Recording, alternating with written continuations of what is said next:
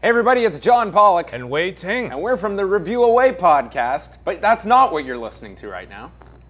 You're listening to, or actually watching, the OSW review. Yeah. Oh, lies, Ric Flair! Totally 1,000,000% untrue, do you understand that? Yeah, tainted her reputation, Elizabeth's reputation, you tainted it, yeah. And suffered indignation, yeah. And gave her 1,000,000% humiliation, Ric Flair. And for that, you will pay, yeah, you will. You will pay, Ric Flair, in the Hoosier Dome at WrestleMania 8. You gotta understand that I will take it right to you, yeah. At the moment of truth, I will whoop you and beat you, and you will face the truth, yeah. You know something, Sid Justice? You and Whippleman, as demented as you are, brother, are not even gonna face the power of Hulkamania. This is where it all started, and this is where it's all gonna end. Right at WrestleMania with you, brother. You know, it's like history repeating itself, man. I remember when I was a little teeny Hulkster hanging out on Venice Beach, California. I heard the screams. I heard everybody panicking, running for their lives, coming out of water. And then as I started to dog paddle out past the buoys, I faced the killer head on, the killer shark. I bit him right between the dorsal fin. And as I was dog paddling, brother, back to get a pina colada at Trader Vic's, I realized I had an extra passenger. Just like Whippleman is sucked onto you, brother, the shark had a scavenger onto his belly to suck up all the trash and the slime and everything that he left behind. Well, you know something, brother? At WrestleMania, I'm gonna face you head on, just like the killer shark. And you and that little scum Whippleman, you're gonna be history at some garbage dump, brother, in Indianapolis. What you gonna do when the Hulksters and my little maniacs backstroke on you?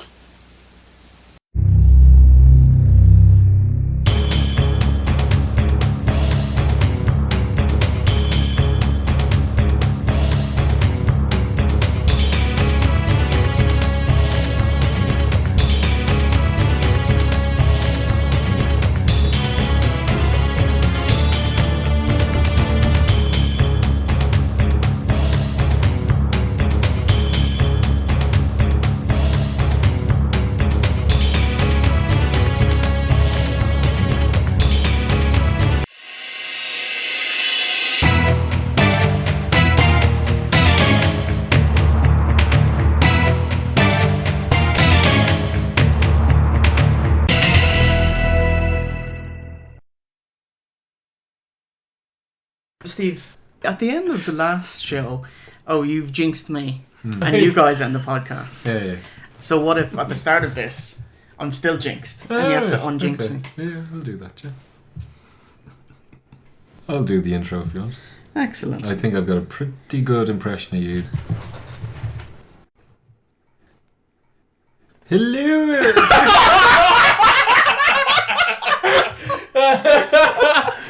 Jay. Hello and welcome to OSW Review, the old school wrestling video podcast. Filmed in glorious grapple vision and encoded with glass processing, we chronologically critique the Hulkamania era pay-per-view by pay-per-view. It's the HB boys. It's the Tangle Twister, Mr. OSC. Alright. The Gully Bar, we want. Thanks. And myself, the Golden Gay Time, Jay Hunter. Is that a bar? It's an Australian bar. Yeah. Nice. Yeah, and only got more popular. Certain discos. It's WrestleMania 8, and it's coming up right now.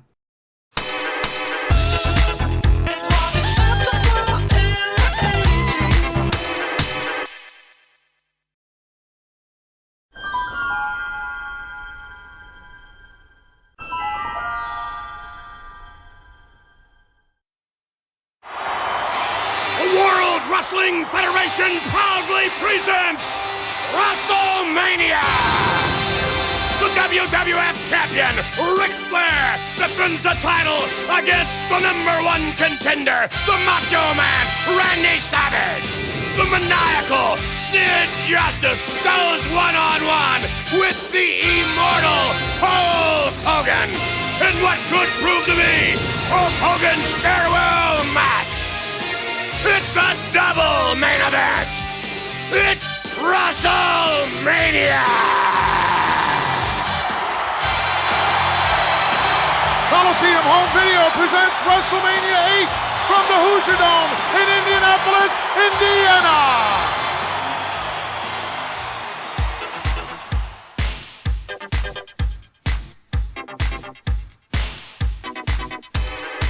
Greetings once again, Noggers. How's it going, lads? Yeah. Awful. Yeah, no, I'm alright, thanks. Oh, sorry. Big thank you to, we won't out him just in case other people hassle him, but yeah, WrestleMania Revenge Tour last week, and man, we have the best fans in the world. We scored free tickets. Yeah. It was amazing. Thank you very much, mate. seats. Yeah, thank you. It was an experience. It was a happening. It's WrestleMania 8, April 5th, 1992, from the Hoosier Dome in Indianapolis, Indiana. Attendance is a much larger crowd of 62,167.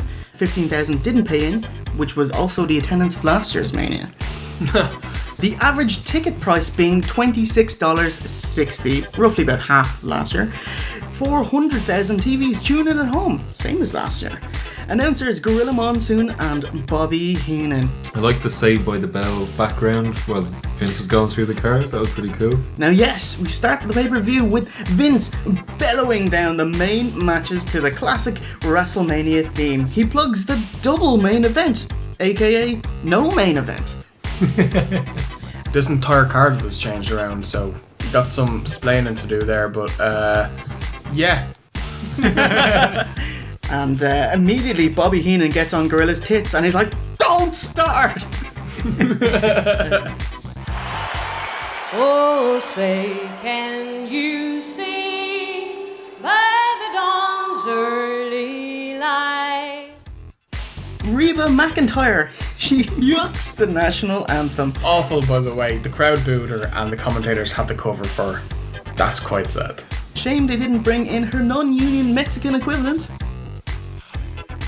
Reba McEntire. I'll get my coat.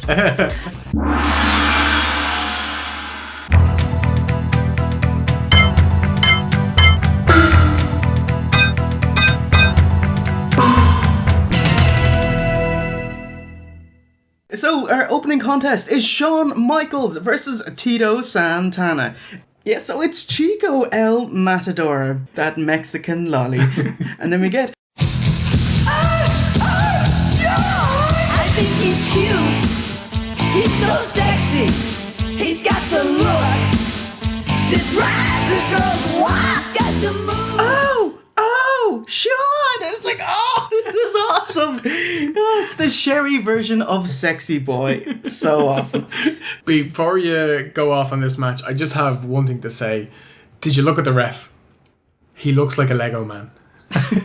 He's got the little kind of Beatles monkeys do, you know, the kind of 1960s thing. And he's got a whopper mustache as well.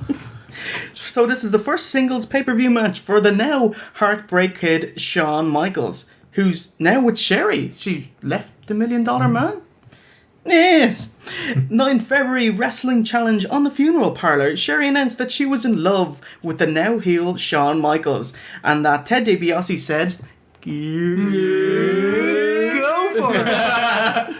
That's not very clever. His name is the Heartbreak Kid. It's not going to end well for you, Sherry, at all. Maybe she believes she can change him. Oh, God. Not counting her time as Peggy Sue, Sherry had gone from managing Macho King Randy Savage to Ted DiBiase, so only like top level talent. And now she's given HBK the rub. It does seem like an odd fit because she must be a decade older than him. Yeah. Shawn says that he didn't like it at first, but he came around to having her as a manager, getting her to change her outfits to match his new style, and posing after pushing her to the mat, and she liking it, and yeah. It's worth mentioning that it was Mr. Perfect that threw out the moniker, "He's a Heartbreak Kid, McMahon," on a random show, and Vince and Shawn liked it so much that they kept it. Oh. Tell you what they didn't keep was his catchphrase at the time, which was, "I don't think so." Oh, Jesus. You might be wondering about why it's Shawn Michaels versus Tito. And not Shawn versus Marty? What? No, because it's far too early for Marty to come back. Oh, interesting. Give him time. It's been, 2.5 months though. Yeah. He's selling his injury, like. I suppose it makes sense of how long he had to sell that trip over the guardrail. The blind man. Where's your boy, Marty? Do you want to guess? Drugged up somewhere. Accurate. He was arrested on cocaine possession and resisting arrest shortly after the Rumble, and the WWF fired him, so he's gone. Oh, he's just flat out gone. Yeah. Okay. God, Marty. But this is probably the best thing that could have happened because... No, hear me out. The rest of his career might have an argument with that. Go on. Because when he does come back, Shawn is the Intercontinental Champion. So then he can challenge Shawn for the title. Yeah, that's true. Like, if he was going to face Shawn now, he'll just get reamed for a couple of months because they're putting over Shawn and establishing him. So it's good that the fodder was other people, not Marty. So Marty could come back in. Yep, and it works out so well. Yeah. The rest of it is... tons of comedy shtick. Heenan's blowing through his joke book. But Monsoon has a quite mean one. And he was like, talking about Sherry. Who does her makeup? Helen Keller? Very slow to start off. Tito is relentless with his side headlock. He got Shawn in the headlock. Shawn does the spot where, you push the guy into the ropes when you're in the headlock, and Tito's like, no. He's like, yeah, it makes sense. Why? Don't push me away. I'm just going to keep holding on. But he got a little bit over familiar with the headlocks from then on. 4 in the space of like 2 minutes or something. Each one numbered here was too much. Yeah. Shawn sidesteps Santana and throws him to the outside, and we get a nice shot of Sherry's nip. Pill. Yeah, what do you think of her outfit, actually? She's bursting out of it. Is this the kind of black dealie with the... No, this is the white one. It was all white. A very nice night on the town outfit, so it's a bit cheaper. Bit of rough. Yeah. At the time, he was pushing for the patented side suplex. Oh, God. This heralds the flying jalapeno and the two brawl outside. You can see it's early in Shawn's singles career, and you can tell he hasn't quite adjusted to the very different single styles of wrestling. So as opposed to wrestling in the Rockers with the multiple tag team tandem offense. So it's a bit iffy, but give it time. Mm-hmm. I'm sure he'll do fine. Even Heenan says that HBK will be the star of the 90s. Little did he know how wrong he'd be when a certain Virgil picked up the ball and ran with it. So we get a lovely inverted atomic drop, and Tito signals for the deadly donkey punch. Or El Puncho del Burro. Oh, that was your Spanish, wasn't it? Nice to meet you too. Awful fucking messy finish here, where Tito can't keep Shawn up and falls over, and Shawn splashes him and gets the 3. So it's a finish usually reserved for bigger wrestlers, that they can't hold them up and they bowl over. But even though the face might have gotten cheated, Gorilla asked to not see a replay, so I assume that's a fuck up immediately. Yeah, that's what it sounds like anyway. Shawn throws down Sherry into their winning pose. Nice. Yeah, it's quite abusive. Like, I mean, that was the 80s. We're coming into the taking a leaf out of Jake Roberts' book. Trust me. Braille. This is what wrestling needs, more Braille. I thought it was really, really bad. I was kind of half thinking that Tito maybe was trying to keep the pace kind of gentle because it was Shawn's big WrestleMania debut as a singles wrestler, but Shawn's capable of so much more than this. He's really dragged down by Tito. At one point, Monsoon says on HBK's reverse chinlock on Tito, he's trying to slow Tito down. He couldn't go any slower. If he was going any slower, he'd be scooching on his arse backwards up the ramp. So this is Tito Santana's 8th consecutive WrestleMania, but also his final pay-per-view payday, racking up an astonishing 22 pay-per-view appearances with how many losses? 20. I'll go 18. 19 losses. Whoa. So, Tito would stick around off pay-per-view until the King of the Ring 93. The Matador gimmick was a lot worse than I remember it. It was really bad, wasn't it? It was. He's really bitter about that gimmick. Is he? Still, yeah. He thought it was a joke, and he felt it was like a personal thing against him. And it was. Pretty much was, yeah. Quickly ushered to Mean Gene on a nice interview podium with LOD, with Paul Ellering. Who's that? Oh, Who's that? so it was nice of him to explain. I have returned. I am the Bad Apple. It was need that first brought the Legion of Doom together. It was a bill. Nobody knew who this guy was, clearly. He kind of seemed a little bit heelish in comparison to LOD, and maybe that's because they were heels when he was managing them previously. He says he's their original manager and he's back for revenge. And he's like, I'm the reason the Legion of Doom are together, but I'm not the reason that they're deadly. That's all them. It's like, what a stupid promo, mate. And it's at this point where are your titles? You don't have the tag titles anymore. I mean, do they really need this guy? They were doing really well as it was, and why bring him in just because you lost the titles? Just win them back. These are still face, right? Yeah. Because I just see tag teams having a manager as a real heel move. You know, if you're super face and you're two beasts like these, like, you don't need a guy telling you what to do, you know? Like, you just don't sell and win. And that's it. Yeah, the fact that you had to ask if they were still face means that they did a bad job Yeah. and they're not gelling. Because, yeah, he did seem very boring heel promo here. Yeah. And I've never seen LOD so unenthusiastic. It's like someone took their coke away. Throw to a pre-recorded promo with Jake Roberts, hosted by Sean Mooney. Mooney opens up by asking Jake Roberts, are you bringing your snake with you? I pissed myself laughing.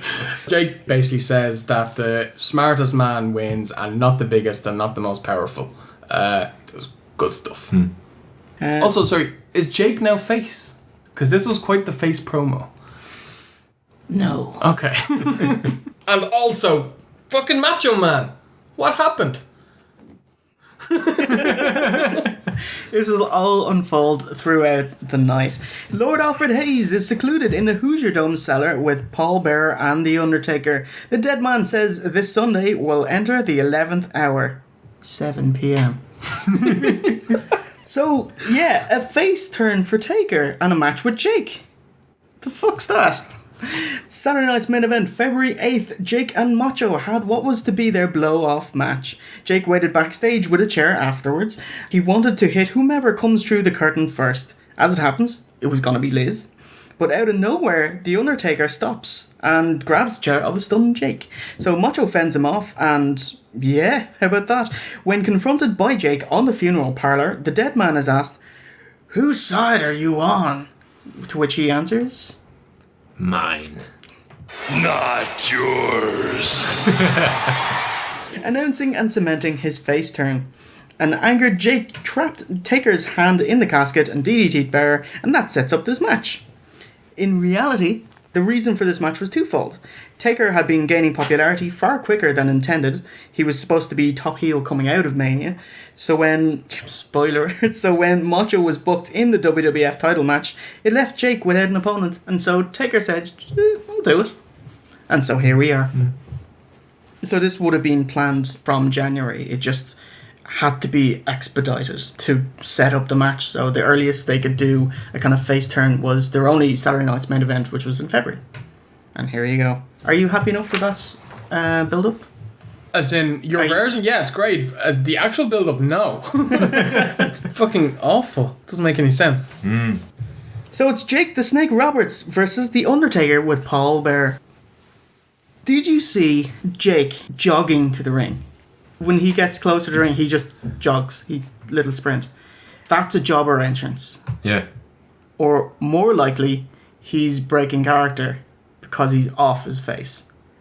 Do you see when he sits in the ring and he just starts smiling? Oh, shit. Because him jogging to the ring, I've seen him jog to the ring before. Do you remember Heroes of Wrestling pay-per-view? Oh, God. Where he starts wanking the snake and touching his own tits. He jogs down the ring as well. Ballooned out of his face. Anyway, so this is a pretty slow match. Taker no-sells Roberts' offense and takes control, refusing to be whipped into the turnbuckle. They get over Taker's character that he draws power from the urn that Bear has at ringside. Jake counters a tombstone attempt but with a DDT, but neglects to go for the pin, cueing Taker to do the Jason spot. I love the Jason spots, and I love the fact there was 2 DDTs, couldn't put him down. But Jake wasn't selling the surprise at Taker sitting up twice. He just kind of turned around and, kick, you know? At that point, Jake should have been a little bit kind of flustered. Jake turns his attentions towards Bearer. Taker goes out to save Bearer, and Taker hits the tombstone on the outside. I was like, holy shit. Taker rolls the limp body of the snake into the ring, and yeah, that'll do it. 1, 2, 3, and Taker's streak is 2-0 at 636. And then afterwards, Heenan gets over the dominance and the cleanness of this win. Yeah, really, really slow start. And Jake, you've got to be putting over the Undertaker, because, I mean, the Undertaker's only kind of wander around the ring, and he just didn't do enough. You know, unlike Hogan in previous pay-per-view or 2. So yeah, really, really disappointing. It was quick though.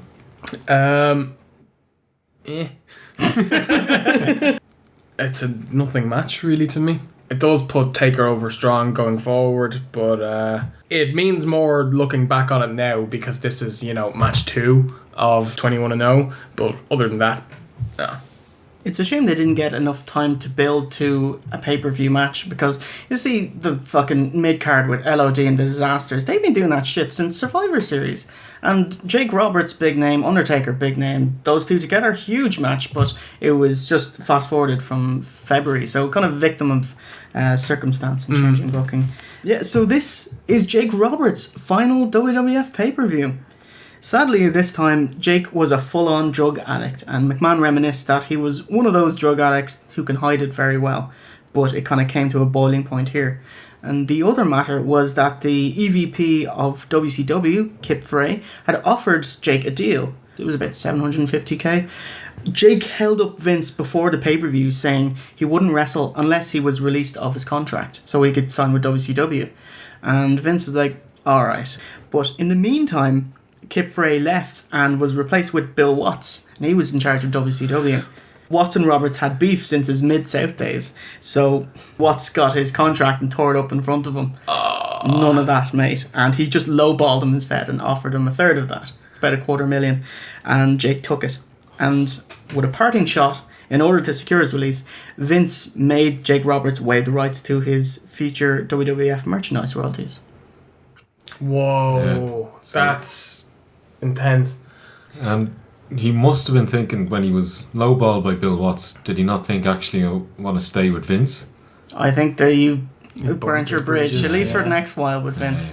Got no option there, and Bill Watts was like, yeah. Soon after, the Snake Man would make his WCW appearance, attacking Sting. He'd have a short career there, leaving just months later. And then he'd resurface as a, legit, born-again Christian in the WWF in 1996, citing Bible verses, which famously gave Stone Cold Steve Austin the impetus to spit out his famous King of the Ring speech. Talk about your Psalms, talk about John 3:16. Austin 3:16 says I just whipped your ass. Leaving the WWF in 1997, he was the sad subject of the wrestling documentary Beyond the Mat. And then he had a stint in ECW, the Indies, and in TNA, and now doing random WWE appearances. So as of April 2013, he's moved in with DDP, and through his yoga he's dropped a ton of weight and looks to have gotten his life back on track, finally. Well, fingers crossed for him. Yeah, definitely.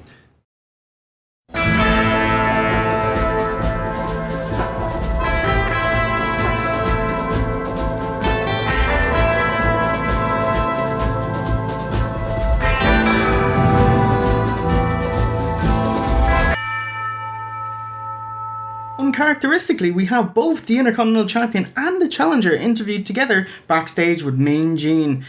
Probably since they're both faces. Gentlemen, we have arrived. We have arrived. You know, I gotta say, first of all, man, I gotta tell you how much I loves your family. I gotta tell you how much I loves your mom. I know this guy since he's been knee-high to a grasshopper. I remember when they were changing your potty pants. I remember even when, of course, you weren't potty trained till he was 7, but everybody's got their problem. Remember tying bows in our shoes when we were kids? Of course, your shoes were always tied together. Doesn't matter to me, because I remember when Mrs. Hart used to come down, man. She used to make them sandwiches, man. Throw on that bologna. Of course, only one piece of bologna, but that don't matter. I was hungry. Then she'd come up and she'd go to her little...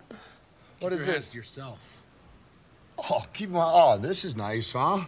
Here I am having a little fun trying to make you at ease. Gonna have a nice con to keep them to yourself. Have a nice contest, and here you want to be a hero all of a sudden, huh? You want to be a hot shot all of a sudden. You want your belt all of a sudden. Is that the idea, huh? Look, all I care about is one thing. I want to win back the Intercontinental Belt. You got it. I'm gonna take it.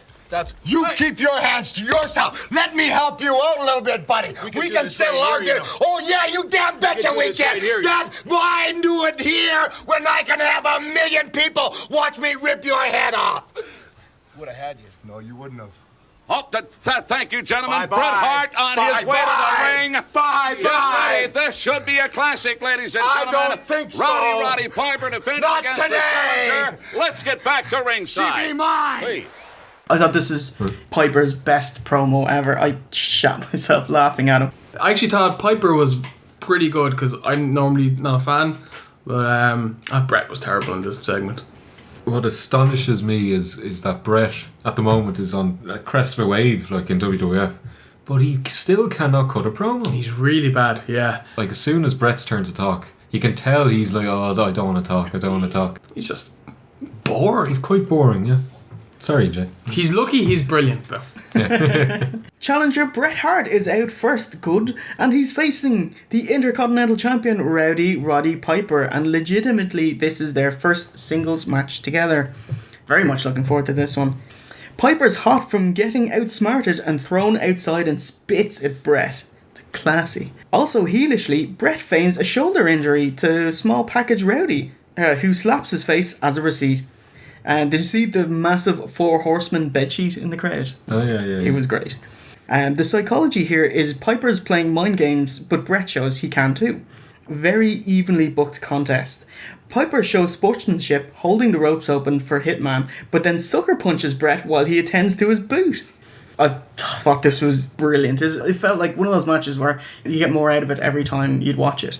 So Bret spontaneously starts bleeding, and I was like, oh, this is the pay-per-view where he pretends it was Hardway. Because he just bursts open like Ric Flair, isn't he? Vince decreed a no blading policy and would fine anyone that was caught blading. But since it wasn't caught on camera, he just said, no, it was Hardway. Vince said, alright. He's just nothing he can do about it. But it was obvious that it was a play because he didn't get touched, and suddenly he's going blah blah blah. So fucking hell. Bret has a crimson mask. Blood stains the mat and on Roddy too, and it's really uncommon in the WWF and more so in the undercard. There was a really terrible crossbody to the floor. Typical Bret Hart, he's grabbing onto every rope on his way down, so he literally, it's like a piece of paper slowly floating down to the ground. Just that's the only bad thing I can think about, and that's really nitpicking. Cool. Idiot mat wrestler Piper slowly goes to the top, and obviously enough he pays for it. Bret goes through his repertoire, which is a snap suplex, then a Russian leg sweep, then a backbreaker, but Roddy... his backbreaker is gorgeous. It's perfect. Yep. But Roddy shoves Hitman into the ref. So this is the moment. This is a big internal struggle monologue moment. Throughout the match, we've seen Roddy resort to his heel ways, and Hot Rod grabs the ring bell to clock a defenseless Bret. So we see the conflict of Hot Rod desperate to win the match and retain his belt, but not wanting to heel out to do so. I thought that was just pretty cool. Also going mental on the commentary desk is Bobby Heenan. So in this face-face matchup, he has no one to root for. So he sides with who was ever healing out at the time. So, like when Bret was playing Possum, or here, when he shouts to Piper, hell, give the belt to me, I'll hit him for you. After much hesitance, Piper's conscience gets the better of him and he throws it away. And this decision is his undoing as Bret counters Piper's sleeper with the Series 96 finish. Using the turnbuckle to bowl back over Piper and get the pinfall, winning the Intercontinental Championship at 1350. There's one Roddy Piper fan in the audience and he knows the he can see the Bret bowling over and pinning him finish, because as soon as they get ready to do it, he's like, oh shit. And when the pin goes off, he's like, ah! And you can pinpoint the exact point where his heart broke. Yeah, it was an odd, quiet finish as the hush falls over the crowd as Face Piper presents Bret with his belt in a very classy display as Monsoon puts over both stars. Pretty fun, short. You know, Piper really got the crowd into it, and the crowd really helped. There's not much Piper can do. I know, like, it's just punch kick, but, you know, he can still get people involved in the match. And the reversal at the end was pretty awesome. But as you said, well, we've seen it before, or since, as it were. But it was not as good as I thought it would be, though. I thought it was great. I thought the match was... I thought the match was very good. I thought there was great heat. Like I said earlier, not a Piper fan. This is probably my favourite match of his that we've watched so far. The finish was fantastic. And I enjoyed the, you know, kind of face-face dynamic to the match. Really enjoyed it. Some of the best I've ever seen Piper. Good stuff. Yeah, I really enjoyed this match. Definitely, they go through the gambit of brawling and trying to do a bit of technical, and both of them going through heel and face stints in it. And although both have respect for each other, they also say, "I'm not fooled by what you're doing. I'm also a crafty mat technician," or whatever. So I thought that was really pretty cool. So Mr. Double Countout does the clean job passing the IC torch. Holy shit. Think about that. You've passed the Intercontinental Championship torch. Just like Miz passed the torch to Barrett. So these are pre-Cena days where mid-card belts actually meant something significant. That said, we do have the equivalent of these mid-card titles today. The Money in the Bank briefcase and the world title. They fill the roles of the mid-card championships because both Money in the Bank and the World Heavyweight Championship, they're singles accomplishments that mean that from now on you'll be featured in storylines. They're going to do something with you, and they're just below the WWE title. So that's what the IC and US are supposed to do. And that's the sign of a main eventer. Having the belt doesn't mean jack shit. It's if you're in a featured storyline every week, you're a main eventer. That's how I view it anyway. Mm-hmm. Yeah, so fuck today's worthless US and IC title. They have no reason for being there. Actually, I'd go so far as to say they're actually a hindrance. Oh god, sure. Barrett, Miz, Cesaro. Who else is being killed by the... SOS, something Jamaican. Bollocks, he's terrible. I was going to say, like, as long as you have the IC or the US belt, you are stuck in the mid-card, and you'll be lucky to get a match at Mania. Like, look at Jack Swagger. He didn't have a belt, but he quickly found himself in the 2013 Elimination Chamber match and the World Heavyweight Championship match at Mania. Yeah. But that would never happen if he had the IC belt or the US belt. Yeah, and he's kind of on the same par, or was, as Barrett, you know. He just got a new gimmick, really. Yeah. Couldn't agree more, Jay. That's a great point. And it's the progression of, you know, early 90s, mid 90s, even 10 years ago. When you win the IC title, you're going to drop it at some point, and then you're moving up. Yeah. And it just works so well, or did work so well. Would you say that the IC title was at its peak sometime early 93? that title change. The problem was when Marty dropped the belt, they didn't let him move up that level that he deserved. That was the problem. Politics. Drugs.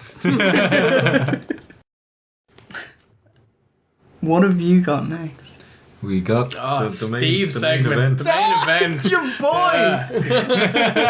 I think Steve should do this segment. It'd be amazing. Well, you see, you know I don't take many notes.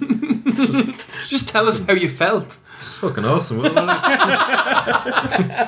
Yeah, so Heenan cuts to Lex Luger, the so-called next WWF champion. He slags off Monsoon, denoting himself as a heel, and he sides with Heenan. He talks himself up against the plethora of WBF bodybuilders, and Luger refers to something so quickly it tells us this isn't live. They're pantomiming. So, Steve, what did you make of that? I mean, first things first. He can talk. He's got the look. He can obviously wrestle. He must be able to. He's big and muscly. Right? Therefore, he's the total package. What's his name? The total package. I'll agree with you. He can speak. Does have a tongue. It's not very good. What's wrong with it? I've always thought this about him and Sid. I don't believe what they say. It feels like they're reading a script. And he's a terrible wrestler. Well, we weren't to know at the time. Well, that's true. Well, he is a bodybuilder. I thought it was a really nice surprise. I thought he did a great job. And he also drinks a glass of milk all in one go. I mean, who do you know can do that? Most. He did it on cue, though. So Jay, what's the story with the WBF? Do you have a bit of I have been waiting about 7 episodes to talk about this. The WBF, World Bodybuilding Federation. So Vince has always had a massive chubby for grotesquely muscled, oily men in Speedos. Here he comes, Jerry Stridham. Wow, take a look at that. Top hat and cane. Talk about stepping out for a night on the town. Oh my goodness. Look at that mass! Holy cow! Ooh, look at this striation! It's no small wonder why every wrestler at their peak in the WWF was also at their most largest, most ripped. In the bodybuilding world, the IFBB is king and had been for over 40 years. Vince booked an exhibition booth at the IFBB's Mr. Olympia contest under the guise of simply promoting a new bodybuilding magazine called Bodybuilding Lifestyles. But then opened the Trojan horse. He underhandedly distributed flyers for his own new federation, the WBF, the World Bodybuilding Federation. And then while being at the oh my god, you cheeky motherfucker, Vince.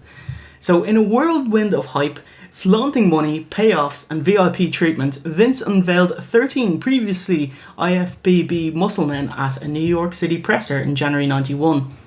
Between the magazine, the weekly TV show WBF Body Stars, and cross-promoting on WWF Superstars, it was all falling into place.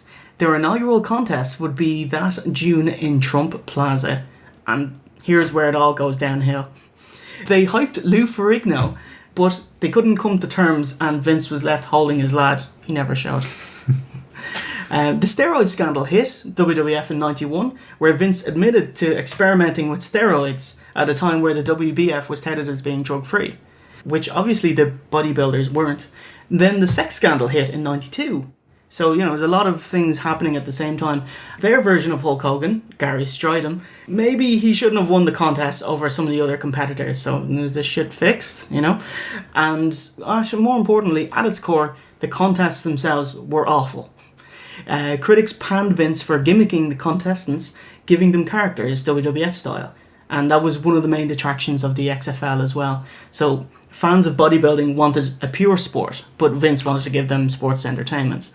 So trying to please both wrestling fans and bodybuilding fans pleased neither.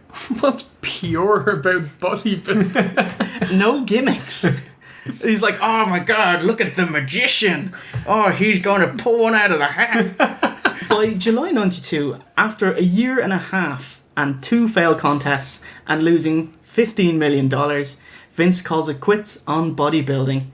Those 13 athletes were allowed to return to the IFBB the next year after being fined 10% of their WBF wages. Because, you left to go join this ruthless cunt over here. Who left ever us thought fine that and was dry. going to make it to the mainstream? Like, bodybuilding, like, even in the 80s, was crazy niche. Yeah. Way more niche than wrestling would ever be. I would imagine the only fans of bodybuilding are bodybuilders. Yeah. Yeah. And they're in the fucking contest. Well, only 13 athletes did sign, and the rest of them said, stay away from this. This is obviously a short-term gain, long-term you're fucked. So the magazine stopped, TV show cancelled, but you can still see the remnants of Vince investing in bodybuilding supplements, the Integrated Conditioning Program, the ICO Pro, and would continue to pimp it on WWF TV through to 1995. You were my hero, hero. You were my hero. Whoa, whoa. But what about Lex Luger? What of him? As we mentioned in episode 24, when Flair jumped ship, Luger was their next main man in WCW. Jim Herd turned him heel and a racist, asking Ron Simmons to be his chauffeur. Worked out great for Triple H, so, you know. And when he worked his agreed number of dates in his contract, he just practically sat out the rest of his time until dropping the belt to Sting at Super Brawl 2. Pay me, like? Yeah. Nice. Vince snapped him up for the WBF, and he also co-hosted the Body Stars TV show with him. Unfortunately, Luger never competed in the WBF as he was injured in a motorcycle accident, and by the time he recovered, the WBF has collapsed. Fucking hell. It's alright. A couple of months later, he joined the WWF roster, debuting at the 93 Rumble as... The Narcissist? As Narcissus. And Was that what he was called? his name was Narcissus. Narcissus. That's a ridiculous name. And then they quickly changed it to the Narcissist. It's like, look at how Greek this Polish dude looks. Yeah, it was a great little history lesson. Yeah. Oh, I'm glad you enjoyed it. I'm actually a little bit surprised that it wasn't a bit more successful because, like, you had the NWA, Vince kind of brought in all these cartoon characters and, you know, blew away everyone else. Why wouldn't it work in WBF? It's one of those things It's a where... sport. Yeah, exactly. Wrestling is a show and bodybuilding is a sport, apparently. So... It's not, by the way. So, you know, no magician gimmicks. You have to be good at something for it to be a sport, you know what I mean? It has to be difficult, like, you know. Oh my god, it's Messi! It's Pele! Oh, Narcissus! It's fucking ridiculous. Oh, God. Virgil cut a promo on noses. And then Duggan pronounces that there'll be no takedowns or go-behinds in this match. It's like, when have you ever done a fucking takedown or go-behind? Obviously that won't happen. Outside the phony steam room mock-up, the Jobber Camp, the Nasties, the Mountie, and the Repo Man can't wait to beat the face team, who are Slaughter, Virgil, Duggan, and the Boss Man. So we get TV's Family Feud host, Ray Combs, and he throws out a few jokes. He was terrible initially, but a couple of his quips were pretty decent. I really liked the first one for the Mountie. This is a man who doesn't know the meaning of the word fear. In fact, he doesn't know the meaning of many words. That was the exact reaction of the crowd. I laughed. It's a survey, and they also said that as a law enforcement officer, he does the work of 3 men. Curly, Larry, and Moe. That's what the survey said. The reason Ray Combs is out with these lads in particular is that the Nasties, Mountie, Brain, and Sherry were on Family Feud prior to WrestleMania against the WBF lads. I also like to point out that your man only cut jokes on the heels. That's racist. Harley racist. We've got Slaughter and Virgil and Hacksaw and Bossman versus the Mountie and the Nasties and the Repo Man. I don't want to see it, but I'm glad they didn't split these wrestlers into 2 or 3 matches. They just lump them all together. Virgil has got a face mask. Well, it was just a kayfabe injury, actually, because it was supposed to be a broken nose from Sid, who threw him into an exposed turnbuckle. But holy shit though, I'll splice it. What Virgil does is he throws his armpit into the turnbuckle. Nice. So it's not any part of his head or his forearm. It's his underarm that hits the fucking turnbuckle. Expect anything more from that lad. To kick us off, we get a quadruple clothesline. And we get a delayed sell by Knobs from a Bossman cheap shot. Oh, did you like the wind-up windmill uppercut by Bossman? Anything that winds up is way more powerful. It's physics. Repo goes for standing whoopsies, aka seated sentons, not once, not twice, but thrice. But on the third attempt, the librarian turns and leaves his fist out for Repo's dick. That's a blatant disqualification. You ran into my fist, though. You know, you jumped into my fist. Wrestling logic? Yeah, absolutely. Yeah. So he gave himself a package check. Bossman broke out the V1 Classic. He did it. Crescent kick. Did he miss this time? Is it the one where Repo ducks? Must be. Suplex by Repo. Whoa! The law enforcement agent is in there now. Amazing bit where the Mountie gets on the second rope, the best rope, and shouts, "I am the Mountie!" It's awesome. That was my favourite part of the entire match. It was brilliant. A nice reversal into a spinebuster heralds what was always going to happen, where the lads just get into the ring, all you brawl, and it's all a big schmaltz. Sags hits Knobs by accident, and Virgil picks up the win for his team.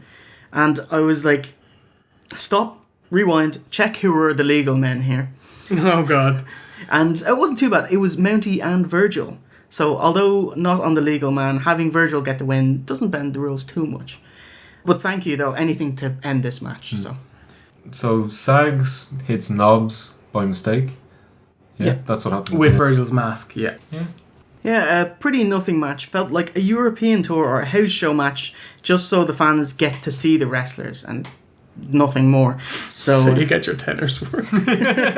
So 8 WrestleMania paydays and 5 minutes 22 seconds later, it's all over. Do you guys have anything? No, waste of time. We got exactly what we expected. So. Yeah.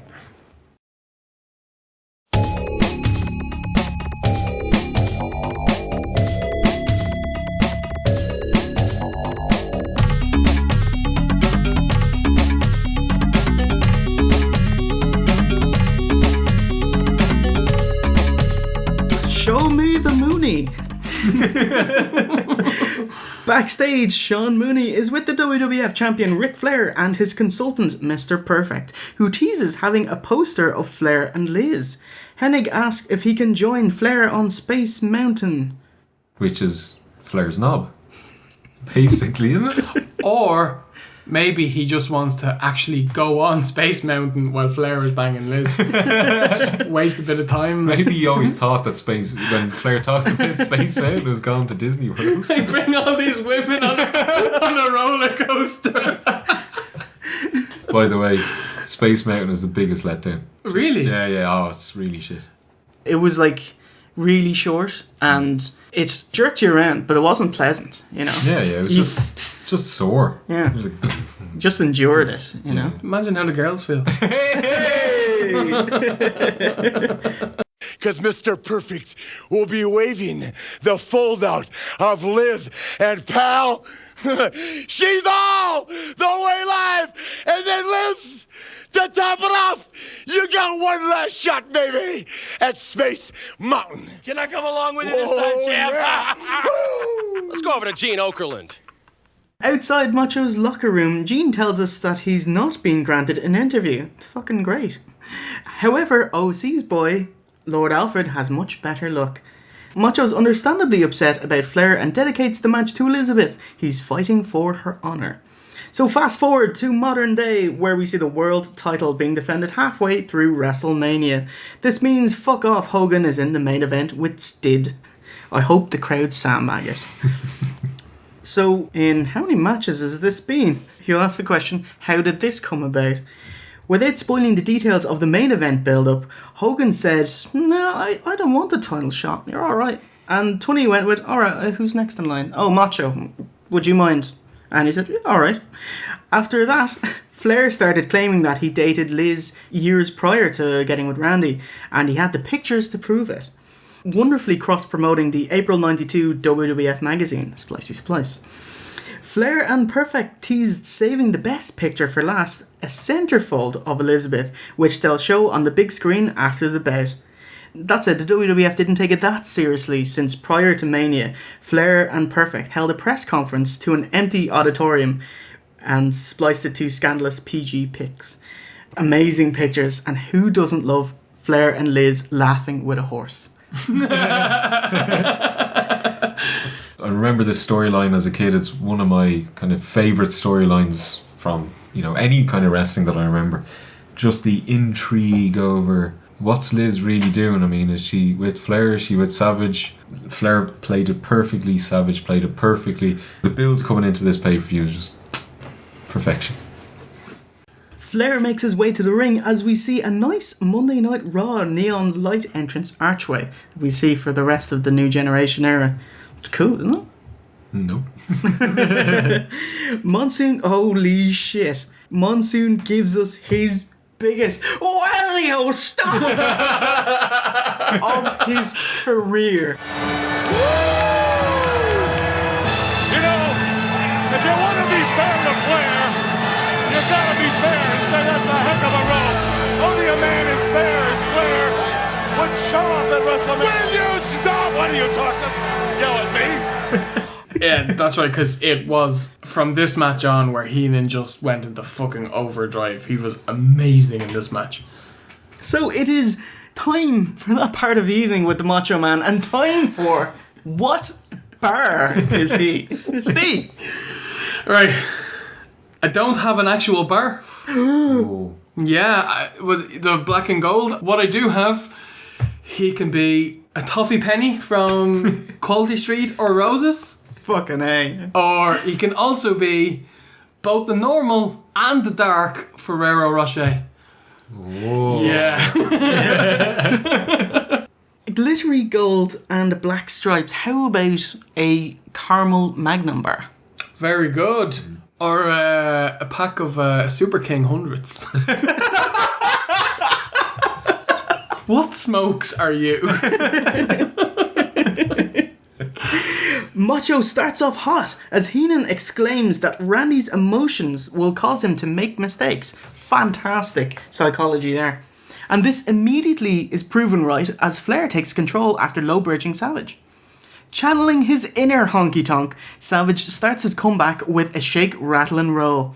Oh, just notice they're moving very quickly and they bump like a boss for each other. You see, like, Flair does the delayed vertical suplex like Bulldog, and Macho is posting up high. Yeah, he looked great. And Flair knocks Macho over the top rope, and it's like he shows Bret how to fucking take a bump over the top rope. It's awesome looking. And something I'd never noticed up until today, when Ric Flair is doing stomps, he shakes his foot like The Rock does. Cool. Yeah, I never noticed it. Macho's slam from the top rope is also very impressive, you see, because Flair would kick out his legs, so it looks great. After an elbow drop, Flair lightly hits his head on the barricade, he hits his hand off the barricade, and takes the opportunity to blade, and he goes, blah, blah, blah, blah, blah. Hey, camera, get a look at this. The crowd are crazy into it. They're stirred up into a frenzy. They light up after a top rope double axe handle, first time we'll say that, by Randy, but it only garners a 2. Savage hits his patented top rope elbow, but Perfect pulls out Savage before he can get the fall. In the tussle, Perfect throws Flair some kind of taped up brass knucks and nails Savage with it, but Randy kicks out at 2. His punch was amazing. It looked like he just jaw-jacked him. Yeah, it looked spot on. Why wasn't Flair disqualified for Perfect interfering in the match? He broke up a pin. I think the ref is trying to fob off that somehow Macho Man decided to stop pinning Flair and left the ring, and while he was looking directly at the incident. So Savage kicks out a 2 and the crowd go mental. The blood, oh man, it looks amazing on Flair as it dyes his blonde hair. And fantastic. Everyone with blonde hair should bloody up. It looks great. As I mentioned, WWF no blade policy at the time, and Nate wasn't discreet enough like Bret was, and they caught him blading. Since it was obvious that it played into the match and the drama of it, so both Flair and Savage knew about this blade job. They were both fined. Both of you take a $500 pay cut. Which is insignificant to the amount they'd get for the Mania payoff. Flair nails a prone Savage with a chair, and as a concerned Liz comes to ringside, meekly ushered to the back by Dave Hebner, fashionista over here with a black suit and white fucking sneakers. It's like you see these old lads, walking in the park, and they'd be wearing like a, tweed coat and, slacks and big pair of fucking Nike runners. It was exactly like that. It's like, I said formal suit. You have to wear a suit. You didn't say anything about my sneakers. Fucking carny. Not even Wurzel and a very young Shane McMahon can get her to leave. So they just, leave her be. They just kind of crowd around her and no. Yeah. Flair slaps on the figure 4 for a long while. Perfect adds leverage from the outside until the ref catches him and kicks his hand free. You love that, don't you, Jay? This pisses me off every time I see it. I know it's great theatrically and you're trying to keep the flow of the match, but wrestling has rules. It is a sport, is it not? Or you're pretending that it's a sport. So when you don't treat it like a sport, it all falls apart. So if you see Flair and Perfect cheating, holding hands, you fucking count that guy to 5 and stop the match. You don't bloody kick his hand. That's just a ref getting some heat on himself. Yeah. Look what I'm doing. I'm part of the match now. I told you, boys. Lego ref. It's his fault. By the way, Liz, I think she came out at the wrong time. As far as I'm concerned, the figure 4 was on. There was enough heat going on in the match. You didn't need Liz to come down to ringside. Come down when there's a lull. She came right at the moment where the figure 4 was coming on. It's like if she saw Flair putting the figure forward, she knows that this is over, a match is going to lose his belt, and she comes out to give him the fucking oomph to fight on and push through it and all, but no, it's just Wurzel came out to throw it back. That's all. Yes, so Randy takes more punishment until he counters with a punch and a schoolboy roll-up and gets the 3. The fuck is that? A punch and a roll-up? Alright, so we have a new WWF champion, but hang on, there's no music playing and Fink doesn't announce it just yet. Post-match, Liz gets in the ring to take care of Randy and Flair berates her, saying, "What about me? What about me? What about other things in the future? What about the horse?" He presses himself upon her and gets a few slaps for it. The officials subdue an irate Randy, but that just ends up helping Flair and Perfect to put the boots onto him. It's amazing, just retard logic here, isn't it? It's like, Randy was actually quite passive about it. He wasn't like, get the fuck off me. He was just kind of lying there taking it. Could the officials not have just jumped up and grabbed Flair? No, just, okay. We have to hold down one of you. We grabbed onto you. And I'm sorry, Randy, but it makes for better TV when the baddie is not held down. Just take it. Fucking Wurzel, get on it, mate. This is your shindig, the mate. big heel turn, the Wurzel heel turn. We got it on the Silver Vision version, Coliseum Home Video. Did you guys get a smattering of a Hogan chant in the schmaltz? No. Alright, okay, that's just my version then. Yeah. Eventually they separate and Fink announces Randy as once again the WWF champion, pinning Flair in 1759. Cue Hulk Hogan coming out and putting Randy on his shoulders to celebrate. Hooray! Yeah, I thought this was a storyline drama match, which is fine, but it was a bit of a shame considering they're two of the best workers of all time and they're both in their prime right here in front of us. They don't need this impromptu, obviously bullshit soap opera stuff. It went 17:59, but I wanted at least another 10 minutes out of it. So what do you guys think of the match? I loved it. I thought, even though it wasn't a match that I wanted to see going in, and I was a bit sad, but once it got going, it's just Flair, lads. Up until this point, I thought that Macho Man was clearly the best wrestler in WWE in this era, and the past 2 or 3 shows we've done, finally starting to see what all this Flair talk is all about. He was just amazing.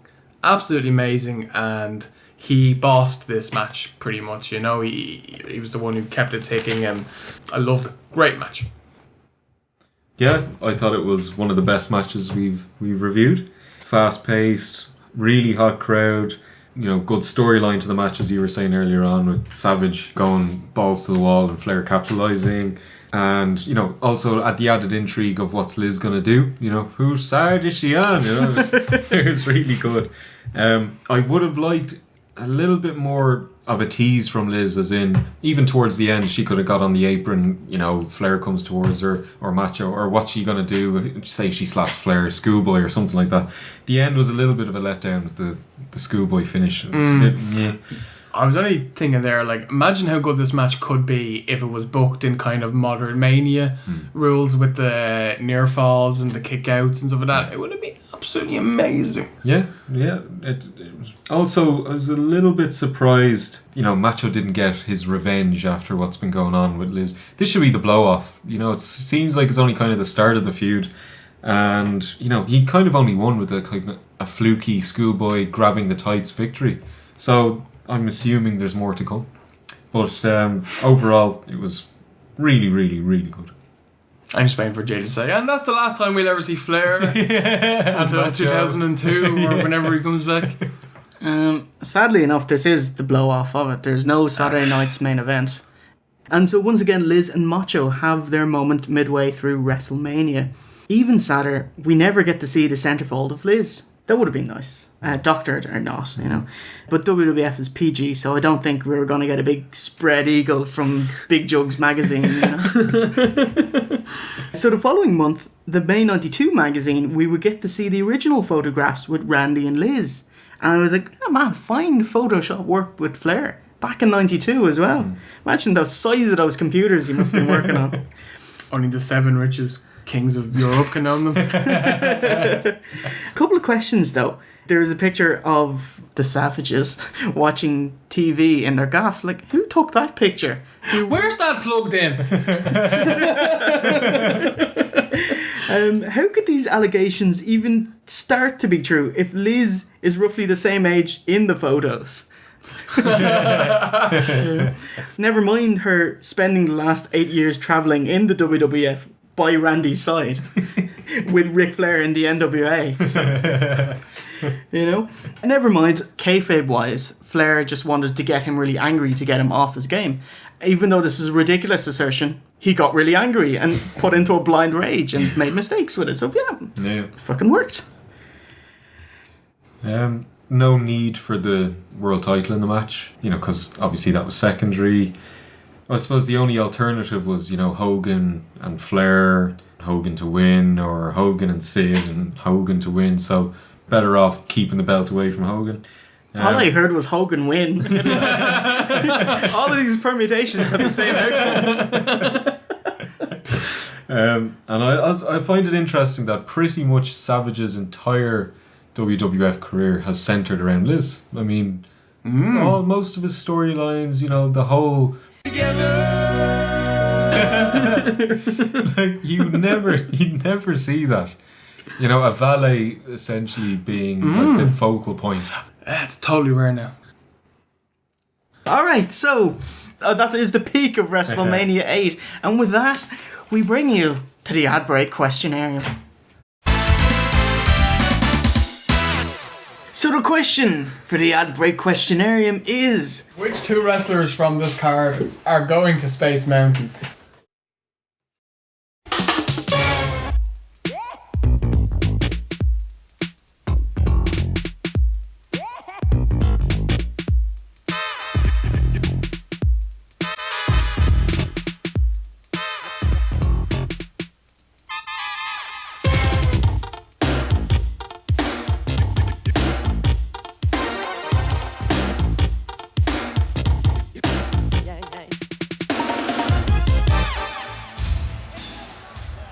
Yami Monsoon, if you join the fan club, You get all that stuff for just joining? All of that. Music cassette, autograph pictures, discounts on WWF magazines and merchandise, a fan club watch, WWF keyring, free tickets to a WWF live event, plus a special birthday surprise. Holy mackerel. Which two wrestlers will go to Space Mountain? And the answer is...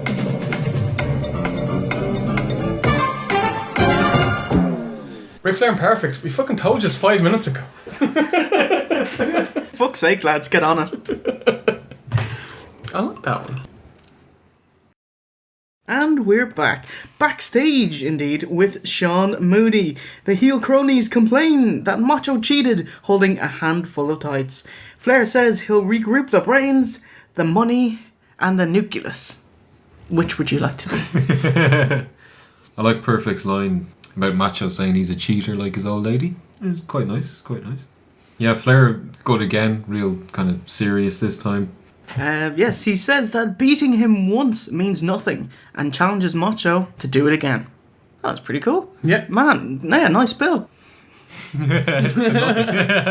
To a match that doesn't fucking happen. What's that about? Throw to Mean Gene, who was with the new WWF champion.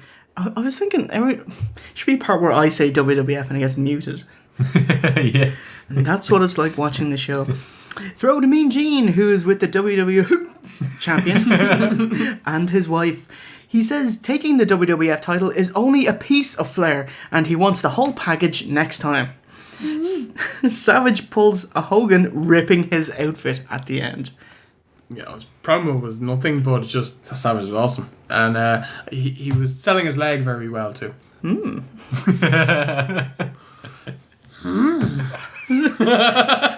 of Yoda's with us. Yeah.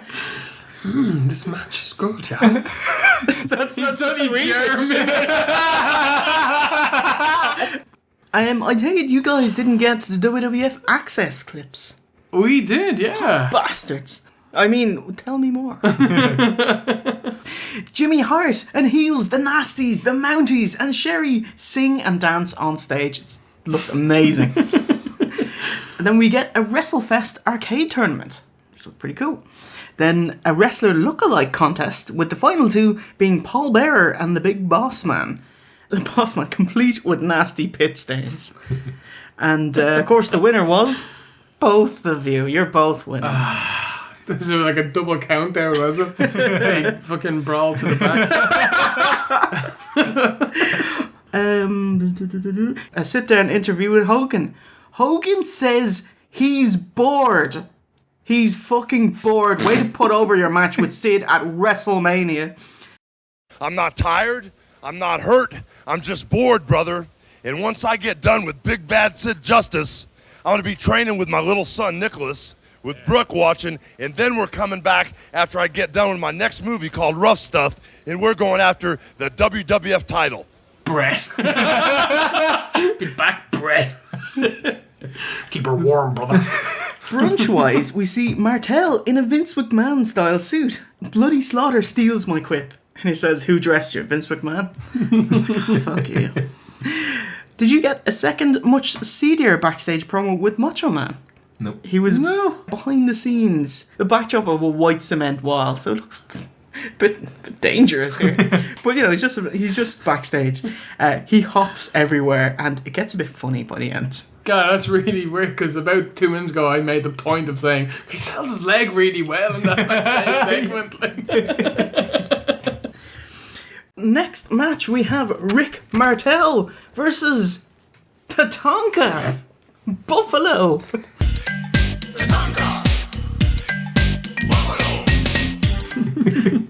He's back. Martel, that is. The first singles match since the blindfold match with Jake this time last year. Now, the model, he is in a neon cotton blue jacket and pink tights. Yeah, he gives out about the fashion sense of Native Americans. And look at you, mate. Not to be offensive, because that's not our MO, as it were. He doesn't call them Native Americans I made that change. No, I'm just 'cause saying. I'm not racist. Oh no, none of us are.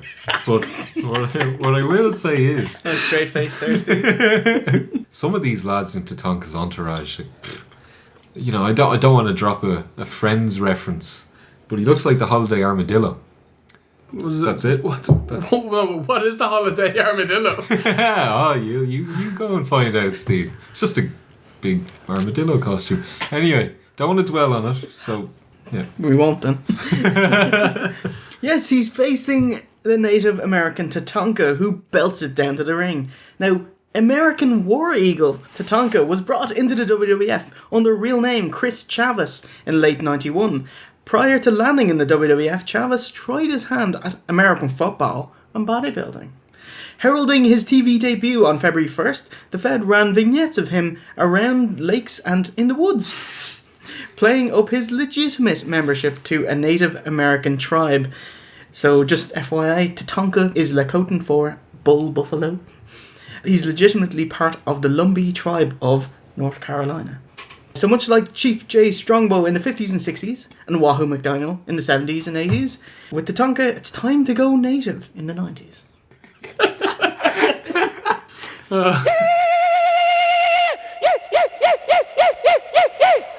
So, yeah, these lumpy Indian tribes in the front row, terrifying. Why are they lumpy? What makes them so lumpy? You didn't have enough milk? A Mania debut, how about that? And Jesus, they start making some awful racket after Tatanka's finished his entrance. They do a rain dance, but it doesn't work. They're brutal Indians. They are. You know, those Indians only got about 300 miles and they're home from here. So what does that mean? They live in Cleveland. Never heard of the Cleveland Indians? They come from North Carolina. So instead of being thrown out of the ring, he should have done the pitching. Who should have done the pitching? Tatanka.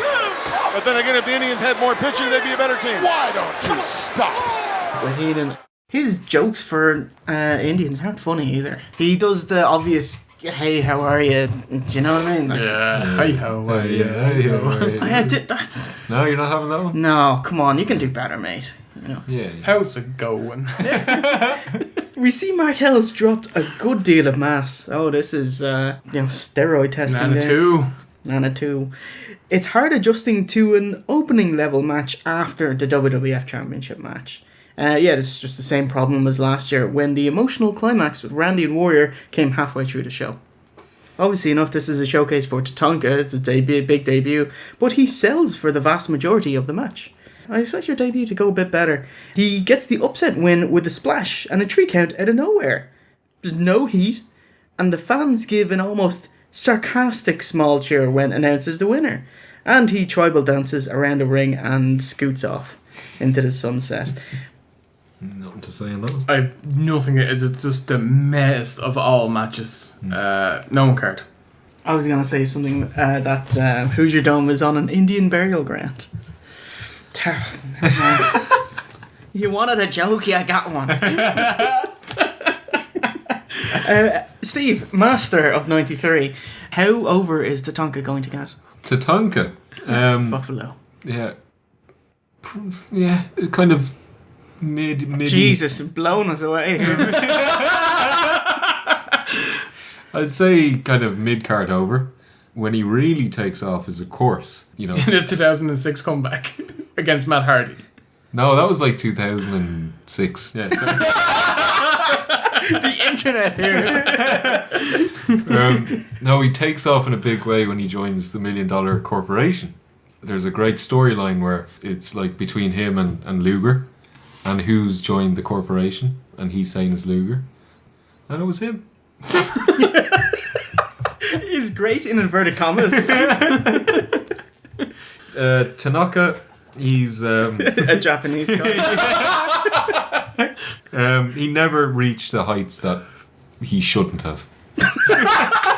So this is about par for the course, is what you're saying. So Chavis starts his WWF career with a win and would continue his own winning streak, which would last 19 months. Oh, that's right, yeah. To be honest, everyone does well when they're on a winning streak. The true measure of a character is when you're booked poorly. Veteran fans might remember his unmemorable run on SmackDown. Yep, 05-07, tagging with Matt Hardy and feuding with Sylvain Grenier, and went on a losing streak. Chavez makes sporadic appearances in the WWE, part of Vince's Rolodex when they celebrate a milestone or have an old school Raw. In all fairness, he still looks great. What's he now, in his 50s maybe? Yeah. Like, he looks a good 10 years younger, like, you know, he looks well. He's terrible. He's never going to get over, but he looks good. Do you remember when the Nexus were at their peak in, was it 2010? And he was saying, yeah, I'm going to be brought in and going to do a big angle with the Nexus, yeah. And then the old school Raw came along and he was in a backstage segment with Oksana doing a dance. A Goldust or something, wasn't it? Yeah. Then again, I'd rather be in a segment with her than with fucking Yip Yip, like Skip Sheffield. He didn't say anything. He just came out of nowhere, started dancing and went back off screen. Like. And it didn't rain again. It's fucking useless. In the Boyle Yellow locker room, new tag team. New WWF tag team champions. They're with a new manager, Jimmy Hart. What the hell's going on here? Yeah, so Jimmy Hart is with Ted DiBiase and IRS, and the mouth taunts the natural disasters. Yeah, we've been saying that all night. What's this? What happened here? Well, we'll piece it together. Hart says he knows all of the disaster secrets. DiBiase says they don't have the funds. And IRS says, we're not taking you lightly, but we are taking you. Yeah. To Space Mountain, obviously. And then we cut to the natural disasters, and they shoot and slap each other until we cut back to the arena. And they're faces now. They, by default, you must be faces. What the fuck? So, since before Survivor Series 91, WWF have been building to Tag Champs LOD versus the heel Natural Disasters. At the Rumble, we were left with an inconclusive finish between the two as the Disasters won by countout. So, by the time Mania's rolled round, the now heel tag champions Money Inc. versus the face Natural Disasters. So, kayfabe-wise, Jimmy Hart sold the Natural Disasters title shot to his new tag team, the Money Inc. And this, by proxy, turned the Disasters face. The Road Warriors dropped the titles to Money Inc. on a house show, February 2nd, 92, Denver, Colorado. I'm going to quantify this and say it's because they wouldn't job on TV. No. Selling them short. Steve? Drugs. Bammo. Hawk. Blammo. So, on TV, they delayed LOD's return match, saying that Hawk had a back injury, but shoot-wise, Hawk failed a wellness test, so he, and by proxy LOD, sat out WrestleMania. So the original plans would have been Road Warriors versus the Disasters, and Money Inc. versus Slaughter and Duggan. So, man, good times for DiBiase and IRS. Yeah, question. Well, more of a plea, and not so much a plea, more of a demanding statement. Tunny, what the fuck is this? Andre can't buy the WWF title, but you can buy title shots? If that's the case, then shouldn't DiBiase have a title match every night? Yeah. Yeah, Bret gets a mulligan. How come LOD are figured out of a title shot? I bet it's because Natural Disasters asked first.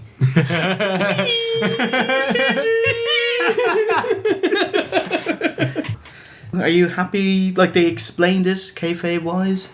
Gave you 2 reasons. Are you happy enough with that? Or? Not really. It's a big step down. No. So once again, you're not getting the match that they were building to. Exactly.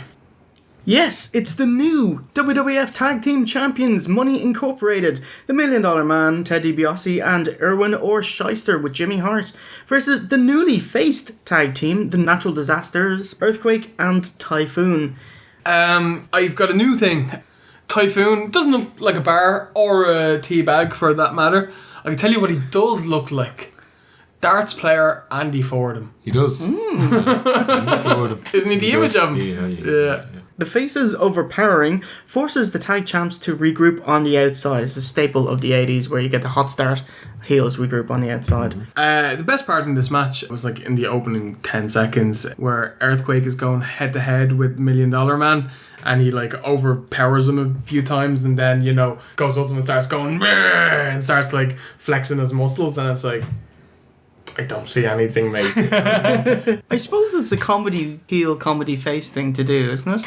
Because you'll get a laugh out of the crowd. Yeah. Well, I'm sure he's not going for a laugh. You know. Cold tag as Quake and IRS tag in. Quake is still quite sprightly, but the future Shockmaster is fucking awful. He's so slow and he can't wrestle, even for a big man. The fat lads look to make short work of Money Inc., but the heels intentionally get themselves counted out and save their title. So you know that this was happening, as before you knew it, the ref was already up to 6. So for 2 pay-per-views in a row, the Disasters get a count-out victory. What a cop-out. WrestleMania. I mean, you expect this kind of thing, a wrestling challenge.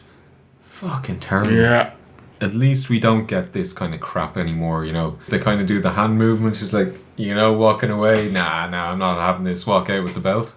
Nowadays, they wouldn't get halfway down the ramp and grab. People grab them and throw them back in, Maybe that was strategic because the big fat lads can't run out to grab them and put them back in the ring. Yeah. Definitely not tugboat, anyway. However, if you're the smaller wrestler and he's walking away and you try to grab him back and he just sits on his arse and it's like, no. You're not going anywhere. It's a double count out right there. No. Yeah, by fucking the tag... Never mind. Mean Gene interviews one of the all-time greats, apparently, Brutus Beefcake, sporting a white tasselled outfit and a lovely Kentucky waterfall. His flowing mullet. He pledges his support for Bum Buddy Hogan, and in a wave of now sexual innuendos, he says, You know, the Hulkster and I, we've been everywhere. We've been to the top, we've been to the bottom. I've seen him down low, and I've seen him up high. But one thing, I've always seen him keep his dignity. I've never seen him drop his head. He's always held his head high. He's always been a giving man. He's given all of his life. And you know something, Mean Gene? I'm just here to add my voice to the rest of those 70,000 out there to make sure that he knows that we're behind him all the way. And regardless of whether this is his last match or not, I just want him to know that I'm behind him all the way. And I'm the #1 Hulkamaniac. And one thing is for sure. I'm gonna get off by cranking your knob. Yeah, man, I thank you, Brutus the Barber Beefcake. Let's get back to ringside. I've seen Hogan on top and on bottom. He doesn't drop his head. He's a very giving man. I'm behind him all the way. With the go behind. How are we supposed to take this any differently? He's the kind of man that will kiss you with his eyes closed. So, for the final undercard match of the night, it's the Rocket Owen Hart versus the no entrance Skinner. Thank you. A singles match for Owen? Yeah, where's Anvil? He's gone. He's in WCW, I'd imagine, is he? He's left shortly after the Rumble, and he would bounce around Japan and WCW before coming back to the Fed as cheerleader for Bret and Owen in '94. So yeah, he's gone, and maybe he's probably too busy battering Jay Lethal in TNA. He had the do you remember the that? Lethal Legends Challenge? Yeah. I'm gonna be the Legend Killer. How many weeks did that go on That for? was like week 1, and he lost the initial one, and it was like a couple of weeks. 3, I think 4 like weeks. they lose to everyone though, right? TNA. The Alligator Man spits in his face to blindside him. Disgusting. After a lovely shoulder breaker, the Skin Man hits his finisher, the Gator Breaker, which is the inverted DDT. It's an awesome name. But he only secures a 2. Oh, fucking cheers. No. Owen gets ready to kick out from 2, so it's like, it's just Kurt Angle that popularized kicking out at like 2 3/4. But it's like, it's just gone 2, and he's like getting ready to kick out. I guess it's better than the Warrior who gets ready from 1 with put the hands up. Yeah. Rocket skins the cat. Monsoon calls it a power move. And Oklahoma rolled Skinner 4-3 in a nothing match. Went 109. Yeah. Yep. I have nothing to say about it. Move on. I will say it was shortened, trimmed down from 6 to 7 minutes, but unfortunately the rest of the pay-per-view went long, so... Yeah, an easy day's work for both lads. Who'd say no to that? This is the final pay-per-view appearance of... Skinner! At 0 and 4, which is still 4 more pay-per-views than I thought he'd get. 0 and 3 and a bit, because this Tuesday in Texas, not a pay-per-view. Well, I suppose it was. You had to pay for it, but yeah. To view it, yeah. Every time.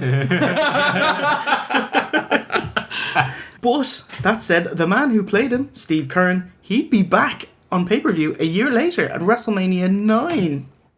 In his time away from the WWF, he went to Clown College. Doinky! Yes. Oh, yeah, he comes back as a second Doink that helps the original Doink. Yeah. At WrestleMania 9. Ah, very good, very good. What do you guys have next? Mean Gene interviewing Sid. Yeah, so this is Coliseum home video exclusive. We get a horrendous 90s advertisement for the WWF fan club. And as soon as I saw it, I was like, shit, like, whatever's going to be in the ad break question name, it's this now. Next, it cuts Sid cutting a Samoa Joe promo. Which is? Which is when he speaks quiet and then he gets angry and then starts to shout before going back quiet again. I love that. So he should have a live levelator, is what you're saying. Yes, like me.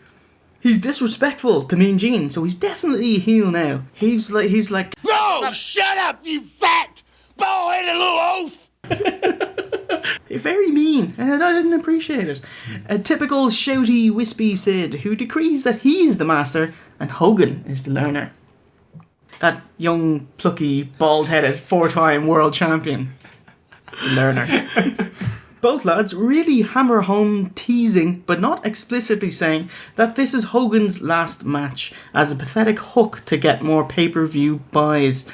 Yeah, so much like last year where it's like, oh, is Macho retiring? This year it's like, oh, is Hogan retiring? Maybe. We see video footage of the two biggest snake oil salesmen in the wrestling history, Hulk Hogan and Vince McMahon. They have a disingenuous sit-down chat where they say nothing, McMahon ending it with, well, then, whether or not this is your last match, I'd like to say that on behalf of all of us, your Hulkamaniacs, thank you for the memories, thank you for the inspiration, and thank you for Hulkamania. Thank you. Size of Vince, by the way, at this point. he's a big dude, isn't he? Oh, no testing for non-performers, by the way. Yes, Just thought I'd mention that. Monsoon quips, there will never be another, like the Hulkster in the history of our Jesus. sport. Can you imagine if there were were more Hulksters? The business would be gone. There'd just be sandbags everywhere. Unfortunately, this promo, Hogan just contemplating retirement regardless of the outcome of the match. This takes place of the traditional Hogan crazy coked up pre-match promo. I was like, those were great. Yeah. Just talking about having Donald Trump on his back and he'll amazing. grab hold And of the then going, largest back in the world. And then backing out. Oh, he was awesome. Coked out of his bin. Allegedly. No. No. He's just on coke. Dr. Harvey Whippleman, denoted by his GP's bag, introduces Sid as it's time for the second half of our double main event.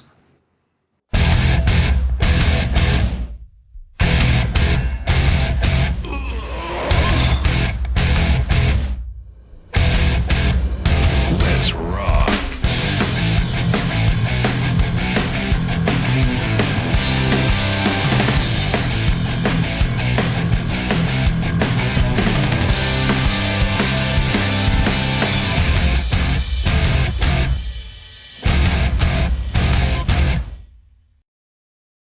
It's time for the main event!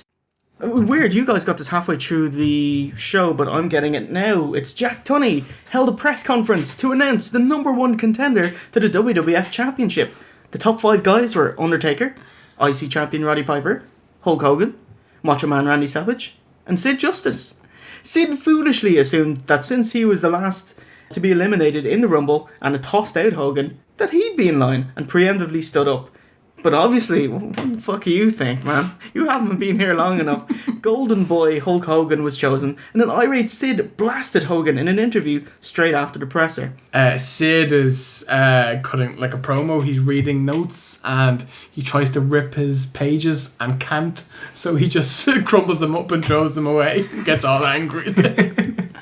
Just on the fake press conference that they had, it was very funny when Tunney announced Hogan as the number one contender, and then you see all the journalists in inverted commas. Fargo Boyle! What? That's nonsense! The next week, Sid calmed down, apologised, and offered to tag with Hogan at the upcoming Saturday night's main event against Flair and Taker. Prior to the match, Mooney slighted Sid by gesturing to let him speak before turning to Hulk Hogan.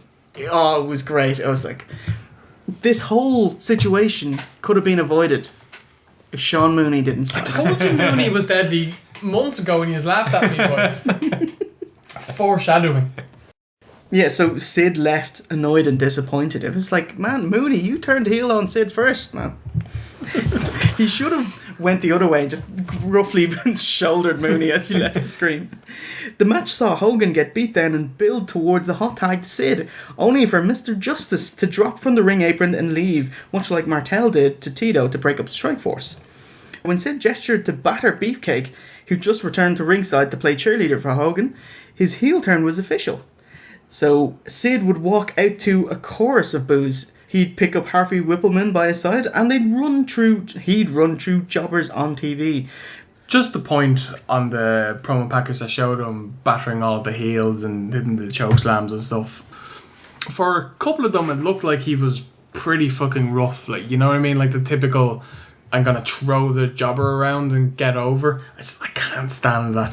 You can have Ryback kill people with the clothesline, but you know he can't do that to the Stars. So you shouldn't do that, because then when he starts to fight the Stars, and people go, "Oh, that was shit," like, you know. Sid went on the barbershop. Did you guys see this? Yeah. He threatened to beat up Beaver, but then proceeded to not attempt to even touch him and destroy the set. Beaver, fucking little coward, like, just runs away, you know? You know, this guy used to be a wrestler, like, yeah, typical little Beaver. And, at the time, I still was a big Hogan mark, but I really wanted Hogan to batter Sid. Maybe he will. What would be the most embarrassing thing that could happen to you when you trash the set? You fall. Fall? Or You get powder on your face? blam up.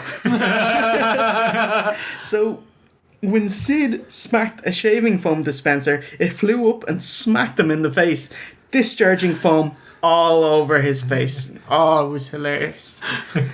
WWF talked up rumours of this pay-per-view being Hogan's last. Buy the pay-per-view and find out. Or you can just wait and see if he's on the show after. Most people did. So it's Sid Justice with Harvey Whippleman versus Hulk Hogan with Brutus Beefcake in the main event. Monsoon says Sid is straight jacket material, as Heenan reminds him that he's called him Psycho Sid previously. That was pretty awesome. Yeah, they were pushing that a bit, yeah. Sid enters the ring, and then we get Hogan's entrance, which is, it's awesome. You get the iconic footage with the lovely roadie run going closer to Hogan. Then when it goes to him, they pan around, taking in the size of the crowd and the arena itself for the Hulkster. I thought it was really, really impressive.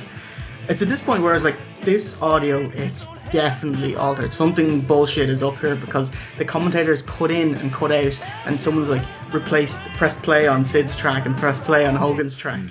The theme song plays for an unnaturally long time as well, as he sends Sid to the outside punching him, rips his shirt and hot dogs, and the theme is still playing. What was it like on your... Yeah, it was the same. So Yeah. do you think that was... It sounded like it was dubbed in, but... What was the crowd reaction for Sid like? Zilch. What was the crowd reaction for Hogan like? Big, but not huge. Yeah. Okay, because Sid got a big as pop as Hogan did. Really? Yeah. Wow, because it was literally nothingness. Complete silence. So they replaced the audio here with... Changing history. Jesus Christ, man. Doing your fans such a disservice. Can we play What Bar is Hogan? Steve, what bar is Hulk Hogan? Get fucking ready. Right. Wait, how many do you have? I've got 8. Jesus Christ. But you know, he's like 27 shows in. I've never done it for him yet. Right? Number 1, Toblerone. Yellow and red. Yeah. Number 2, Crunchy.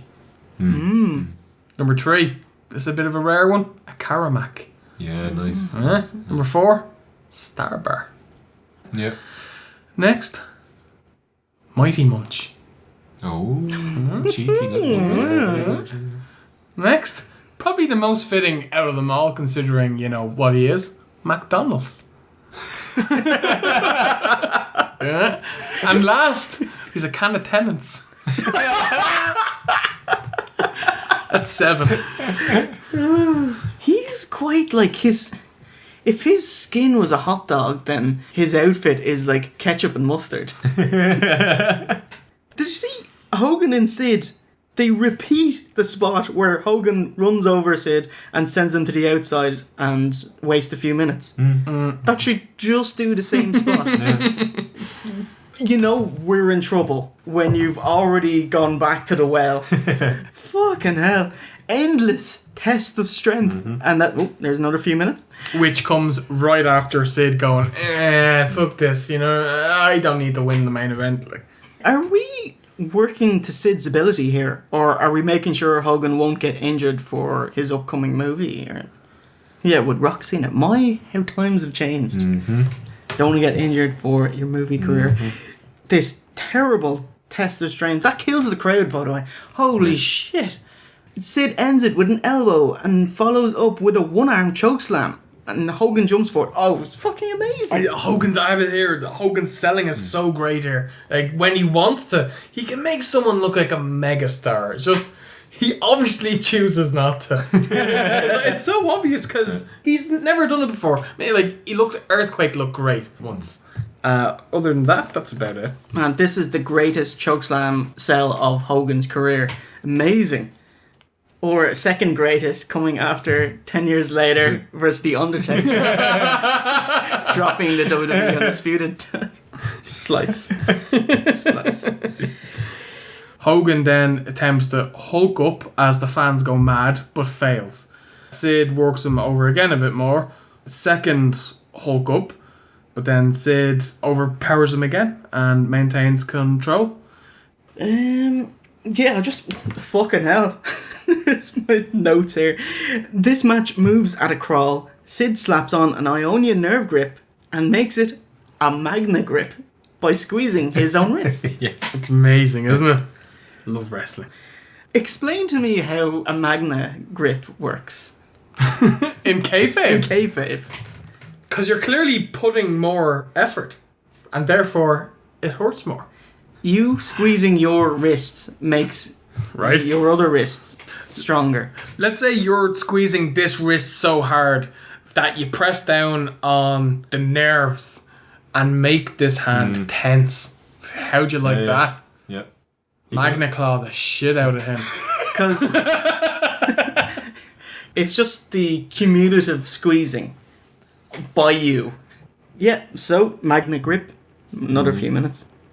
Then Hulk Hogan's third Hulk up, which Sid overpowers again, hits a sidewalk slam, lifts Hogan up for a very impressive and what I thought was safe looking powerbomb, which Hogan kicks out at a 2.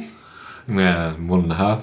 Then we have Hulk up number 4. Hulkster came out of there! I don't believe it!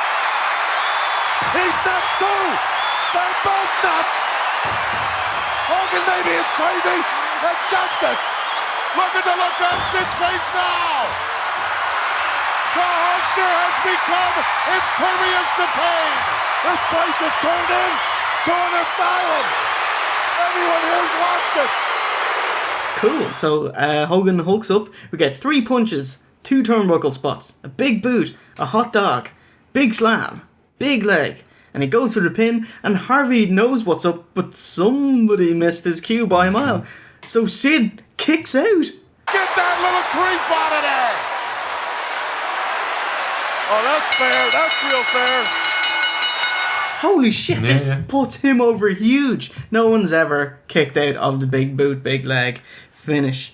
Hogan picks up Whippleman and the ref calls for the bell. A DQ in the main event of WrestleMania. Fuck off. Like, I don't know why this was a DQ, because Whippleman didn't really do anything. You'll have to wait for him to strike Hogan. Yeah. And then it's a DQ. Sure, Yeah. just coming in isn't a DQ. It's a 5 count. Yeah, very good. So basically, the person whose fault all of this fuck up is The Shango Tango. The Shango Tango. Oh my god! See him coming out to the ring. It's Papa Shango! Oh, you've been Shangoed. Oh, I marked out crazy seeing this guy. He was far too late. And then when Shango did eventually come out, he kind of like was wandering. It wasn't like pelting it down the ramp. He's just kind of like. He's probably going, Vince McMahon's going to fucking murder me. I shouldn't have stopped for that haircut. The gravity of somebody kicking out of the immortal leg drop wasn't really captured, because it was just done too quickly and it just felt wrong, and Yeah, everyone's looking at Harvey Whippleman, who just got up exactly. on the apron. Blocking the hard cameras, Yeah. It's just, But the it- commentators really don't say anything about it. But the focus wouldn't have been on him anyway, because it would have been on Papa Shango then, right? The very fact that he had to kick out, because he did have to kick out. Yeah. The very fact that he had to kick out, they should have made a big deal about it. Yeah.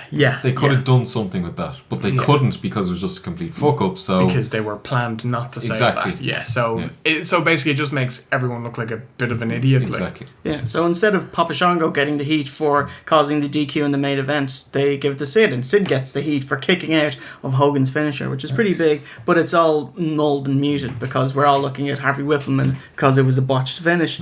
Hooray, Mania! But is there a DQ earlier in the night where someone had to come? Oh yeah, like Liz came out far too early. You're saying when the figure 4 was put on Macho by Ric Flair, she comes out far too early. But better early than late. Yeah. Definitely. Because don't have to. Where the fuck are you, Vicky? German again, there, Steve. The heels get the heat until. But that's a managing Eddie! Holy fucking shit! Huh? The Warrior song sounds quite like the Rockers.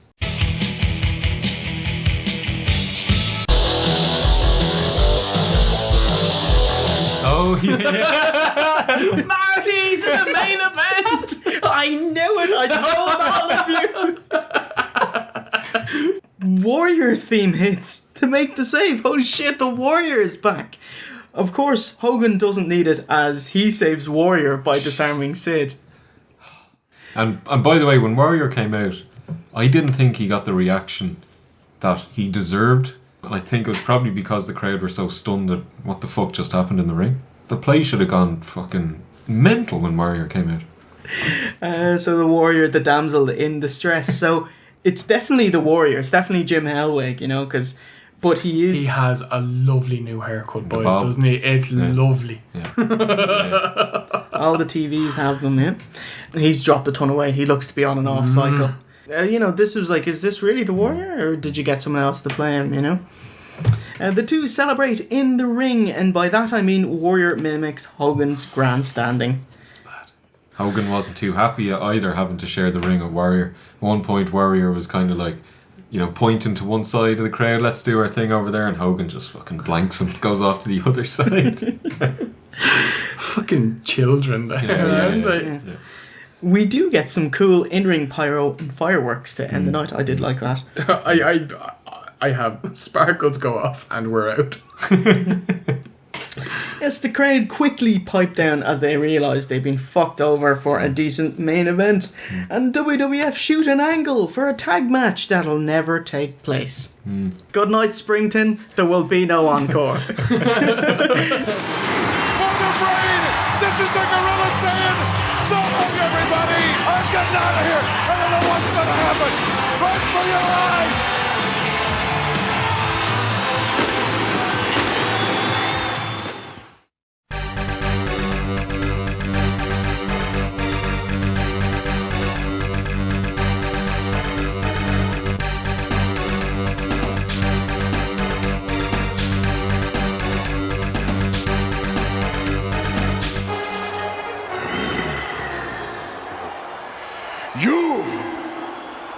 entered the dark world of Papa Shango.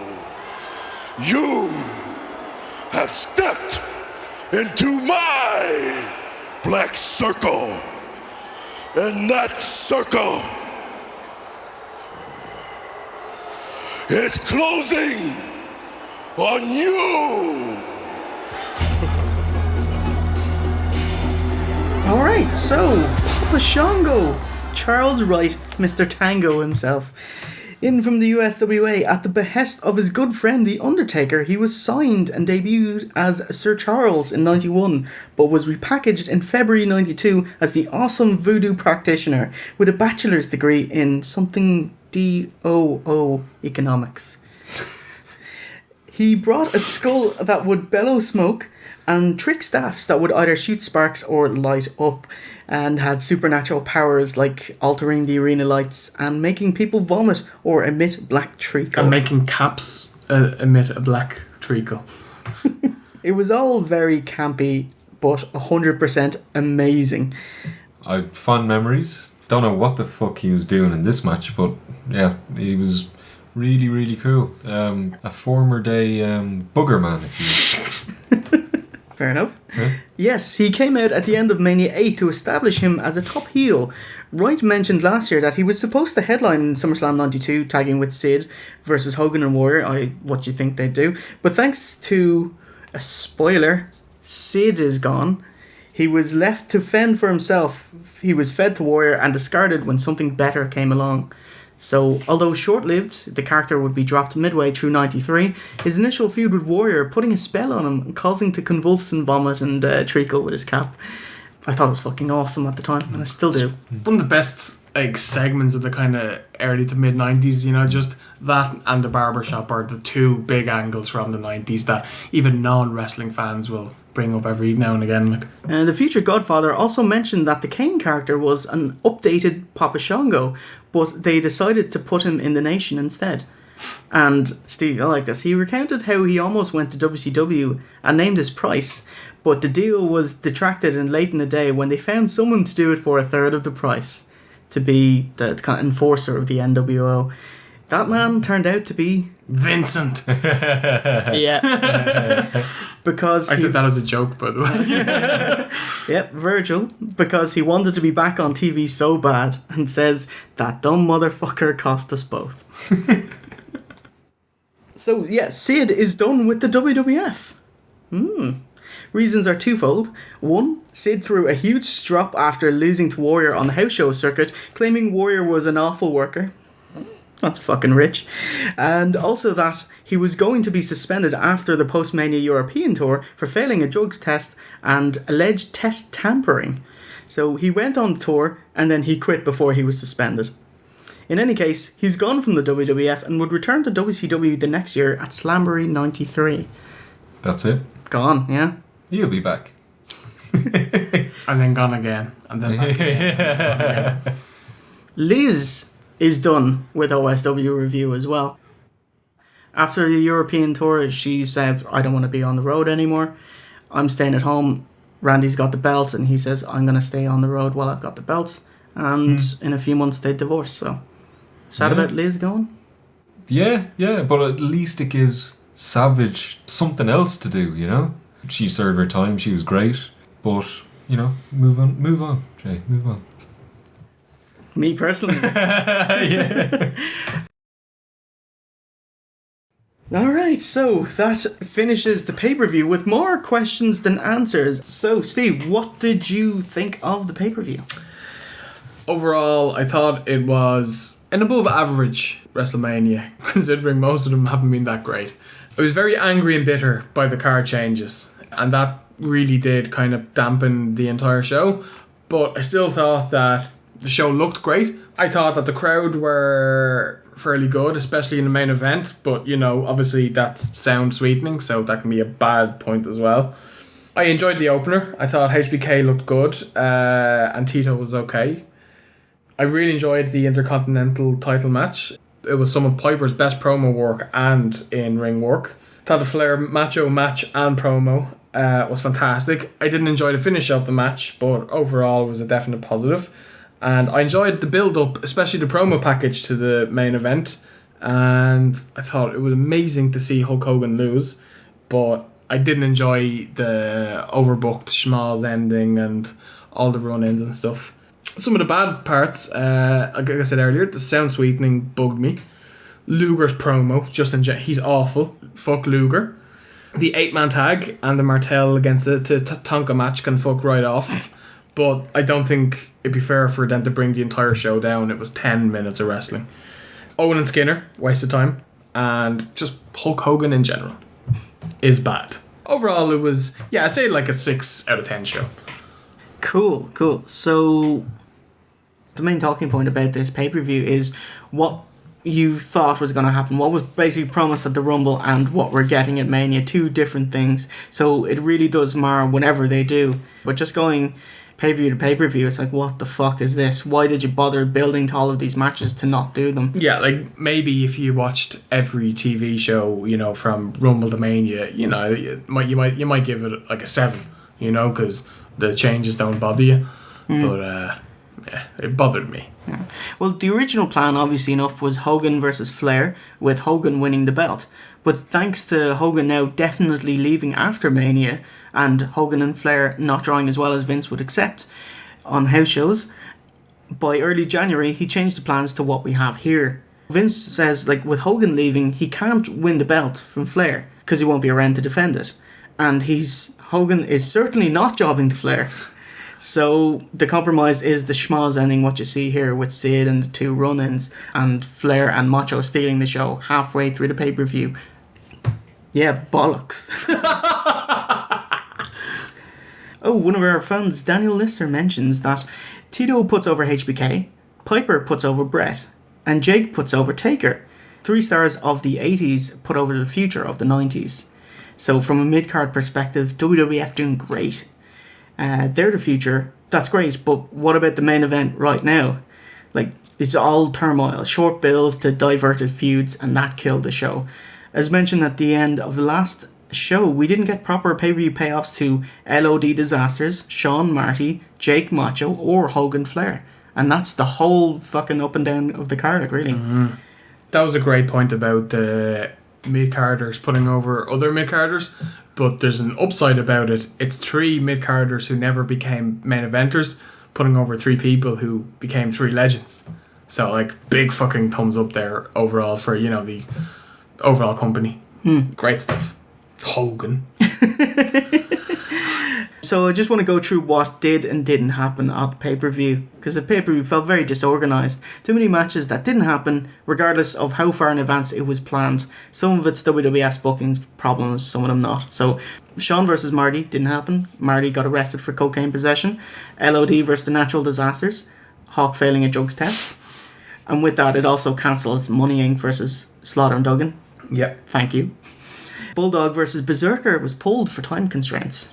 And obviously the main event matches were changed. So it was originally Jake versus Macho, which was moved to the Saturday night's main event prior. Flair versus Hogan, which is just dropped completely. Which leaves Sid versus Taker, which is dropped. And see you at Mania 13. Bret.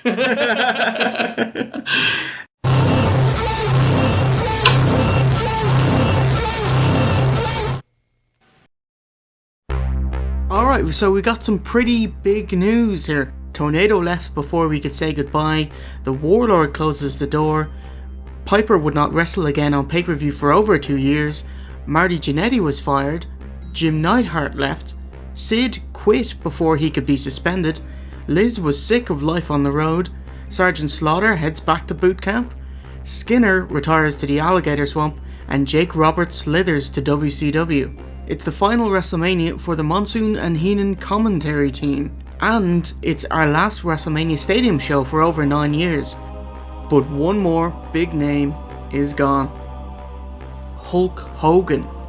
Amidst huge backlash from his lies on the Arsenio Hall show, WWF steroid scandal and the sex scandal, causing so many wrestlers to leave, Vince's empire was in a major downturn.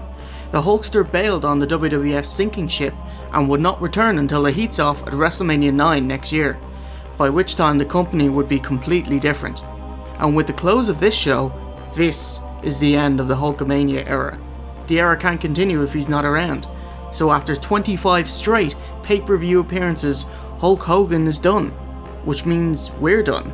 Our chronologically critiquing the Hulkamania era is over. But this is not the end of OSW Review. We'll be moving on to greener pastures.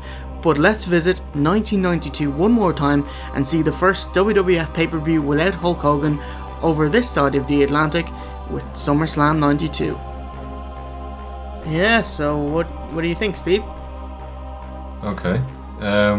It's been interesting. There's been dizzying highs, terrifying lows, and creamy middles. Yeah, it'll be good in a way to see the back of Hogan, but I mean, without him, we wouldn't be doing this show. Absolutely. So you got to appreciate what he did for the business. I fear for the company's fortunes over the coming year.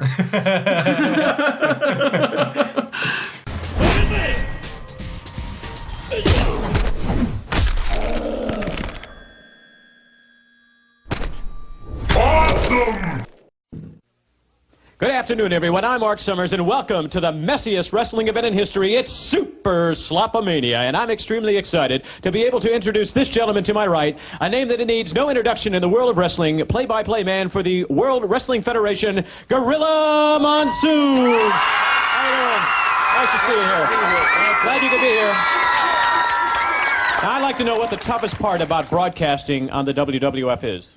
Toughest part of it for me is having to deal with that weasel, Bobby the Brain Heenan. That's the toughest part for me. I can understand that. I think that... Oh, look at this. He's here, ladies and gentlemen. The weasel is here. Oh, look at this. What a klutz. What a klutz. From the parking lot? What do you mean? Start down here with everybody else. Because I'm the host. I make a grand entrance. Wait a minute. I'm the host. You guys are... You guys I'm the host. We're going to find out who's the host after this as Gorilla challenges Bobby the Brain to a cage match. You got it. On your mark. Get set. Go!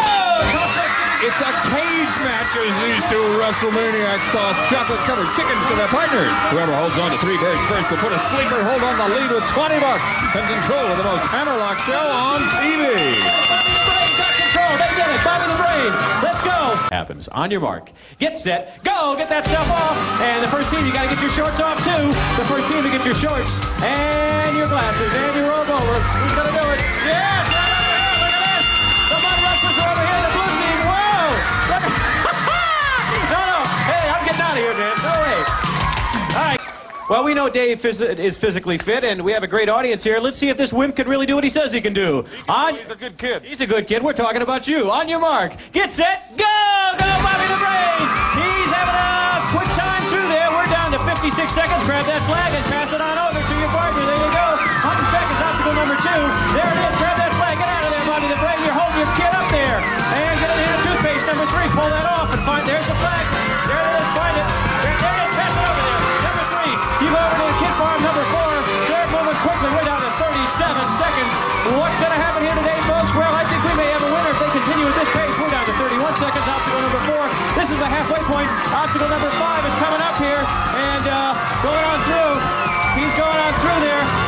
On obstacle number 5 with 21 seconds. He slowed things down. Where's your partner? Where's your partner? He's over there. Gorilla's holding him. Gorilla Monsoon is holding your partner down. Bobby's over here. He's holding your partner down. Look at this. Oh! What happened? Foul! Stop the clock! Stop the clock! Where's Patrice? Patrice, come on out here. Come here, Dave. Patrice and Dave. I'm calling a foul. You both win the grand prize. Both of you do. Congratulations. We got it. Listen closely. Harvey will tell you everything you won. Well, Mark, they're both going to get to the soundboard, the KB gift certificate, the camera, the language master, the Casio, the Gibson guitar, the piano. They're both going to San Diego. It's a prize package of over $5,000 each. $5,000 each. How do you feel about that? Fine. How you feeling, Patrice? All right, Gorilla, come on over here. Hey, what happened here, Bobby? I won. I got my flag. No. It was called a foul because Gorilla stopped your partner over there. The match is over with. But join us again for Super Slopomania 2 here on Super Sloppy Double Dare. We're going to do it again. Go ahead, guys. Dive on in if you want. Thanks for being with us. No! Not for me. What do you think? You think I should go in? What do you think?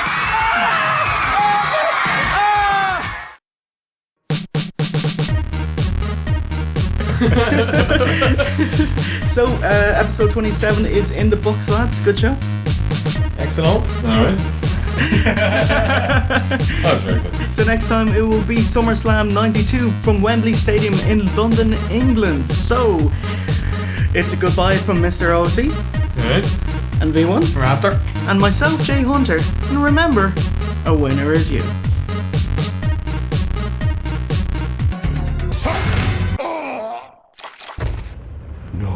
No.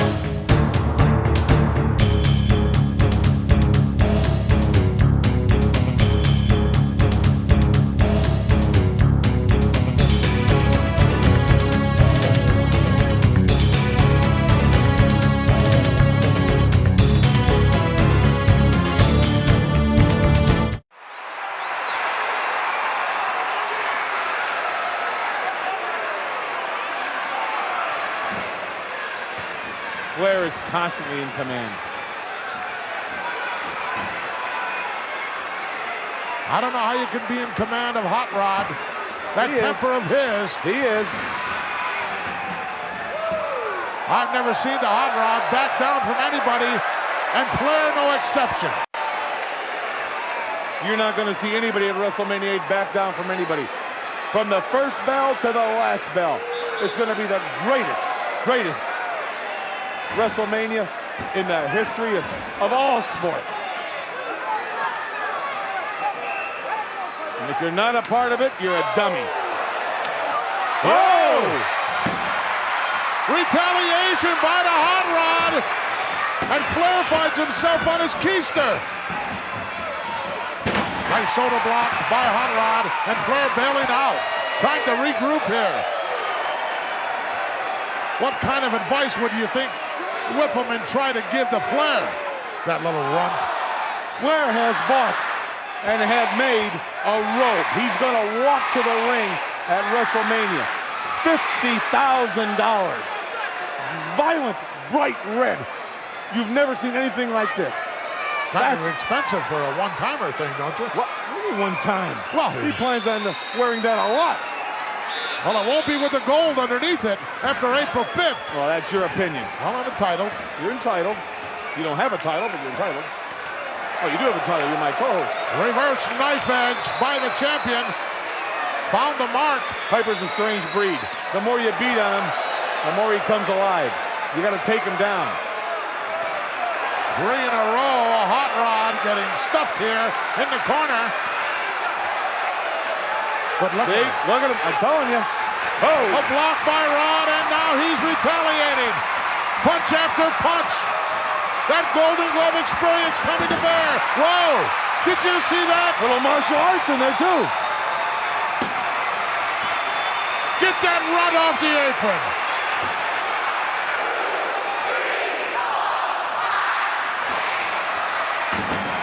Flair moved out of the corner nicely. Oh!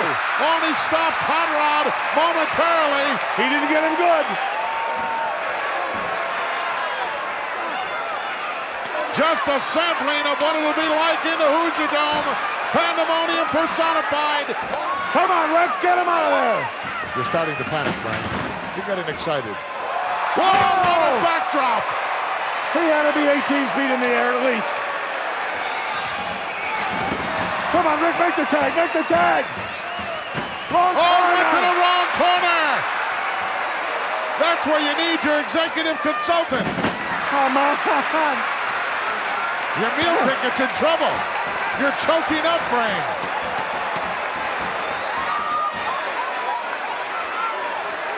Whoa. That'll stop you dead in your tracks.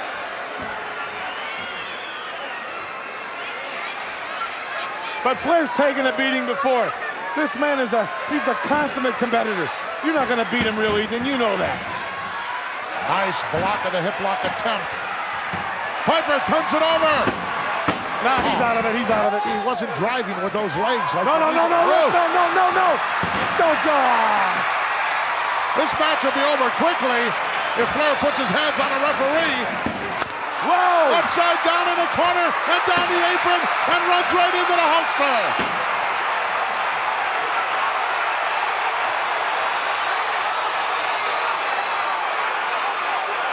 Come on, ref, stop Hogan.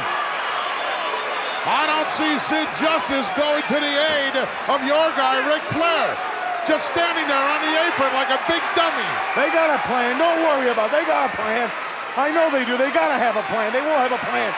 They got a plan. They will. Don't worry. Huh. Oh, no. There's a tag.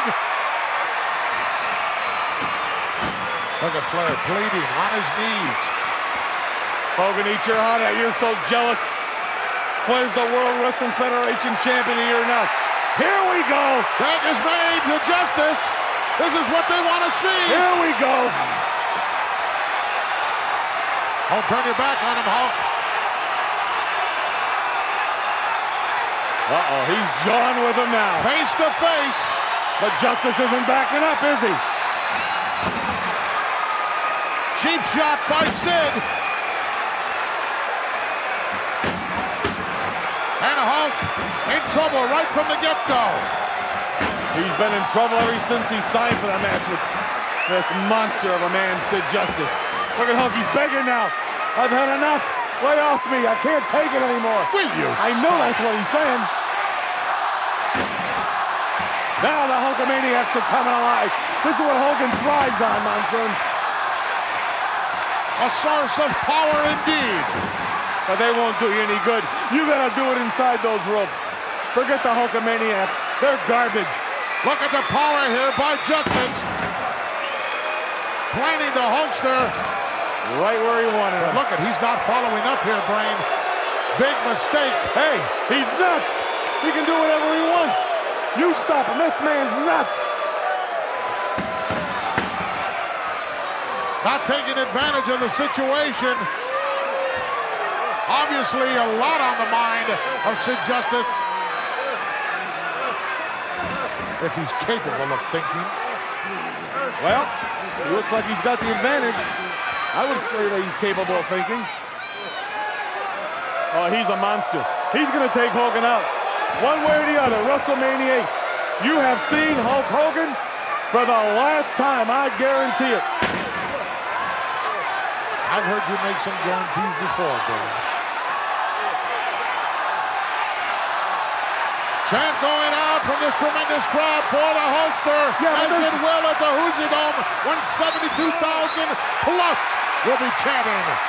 Hulk Hogan. Well, you can chant your little vocal cords off all you want. It's not going to help. This man, wait a minute. It's not, huh? It's not going to help, huh? Hulkster unloading with the big ones. Roundhouse rights. Followed him right in. That patented move. Whoa! He's too tough to handle. Have you seen Hogan manhandle like this before? I've seen the Hulkster in some rough spots before. But what he just dished out to Sid Justice, and he took, and he's standing, and Hogan's the one bent over. Hogan's got a lot of fight. I know that, Monsoon. But this man is going to take him out. It'll all happen in just 1 week away. In the Hoosier Dome, April 5th, it'll be one-on-one as part of the big double main event. Hulkster and the insane Sid Justice squaring off. And then, your man, Brain, your meal ticket, faces the Macho Man, Randy Savage. He didn't make a tag, did he? Certainly did. No, he didn't make a tag. Look at the guts of Piper. He goes right after this insane man. Well, they're both nuts. Roddy, 1/3 the size. And look at, he's pounding every part of the body. Looking for a weak spot. Whoa! I'm not sure there are any. But look at this. He's back on his feet. Come on. Is this a tough guy? Is this a tough man? Piper with a head scissors, buying himself a little time. Look at that! Whoa, some agility by the big guy. Boy, you aren't kidding. He kicked right out of that head. Woo! He nipped up to his feet. He's 6'8", he's over 300 pounds. He's not only an athlete, he's not only nuts, but he's gonna take Hogan out. Well, that was a tag right there. That wasn't just a high five. That could have been taken as a tag. Look at Piper. Beat on him all you want. He's going to come back. He's that kind of a man. Carry him home like a sack of oranges. Backbreaker coming up. Oh. Now we see the tag. As the champ steps in.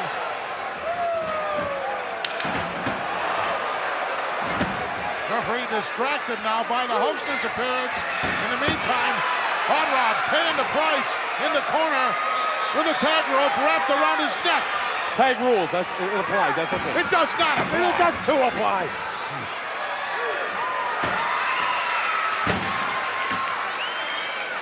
Taking a tremendous pounding.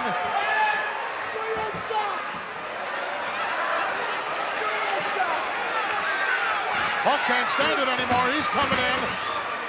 He don't want right in. There to meet him. He doesn't want in. Snapmare by the champ. Takes Roddy down to the canvas. You're not going to be a hot rod like that. I don't care who you are. He wants to insult him. That's what he wants to do. Through the ropes and out. Down to the concrete. Well, he knows what it's like to be out there. Look at this. Justice has a chair. Oh! Right across the lower back. Referee can't keep up with all the action. I don't blame him. Too many things going down here.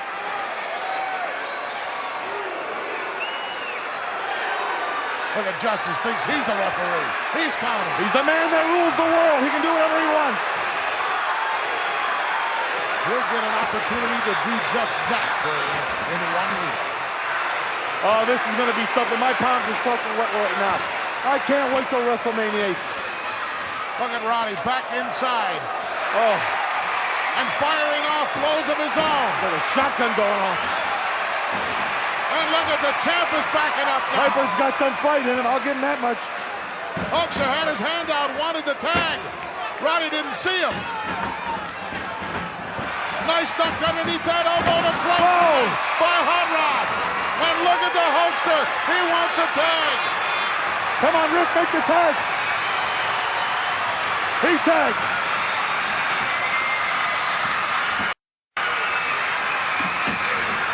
Tag was made out. No, I don't think so. No, I don't think so. No. Flair was holding on to the foot of Piper. Good tag team. Good tag team maneuver. Piper in the corner now, but oh no, just missed again. Hogan doesn't want in there. Are you kidding? He doesn't want to get in there and have Sid Justice take him apart.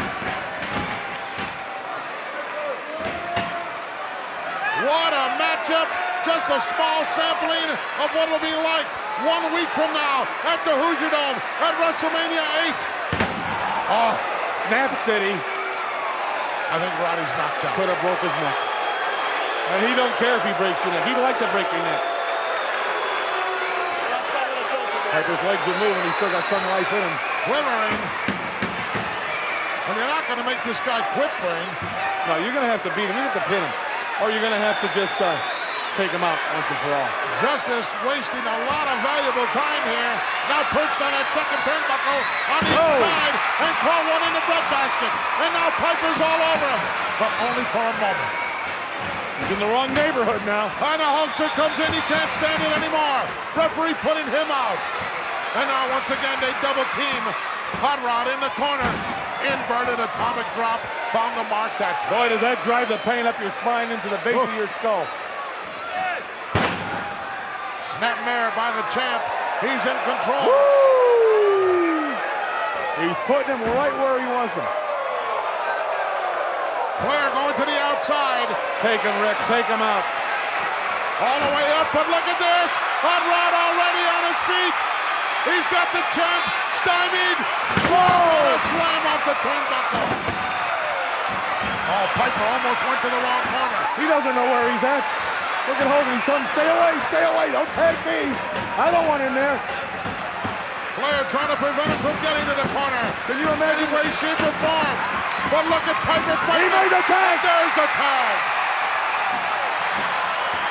Flair should have tagged out right there. He chose not to. Now he's on the receiving end. Oh! Another big backdrop. Clothesline City. Hulk on the warpath. That big city never moved. There's a big boot by the Hulkster. Look out. Drops the leg across the throat. Down for the count. Where's the referee? Oh, you just spin on Hulk Hogan. Oh! Referee distracted and now got clobbered. This bag's for you. By the bag, and look at this. What an injustice here.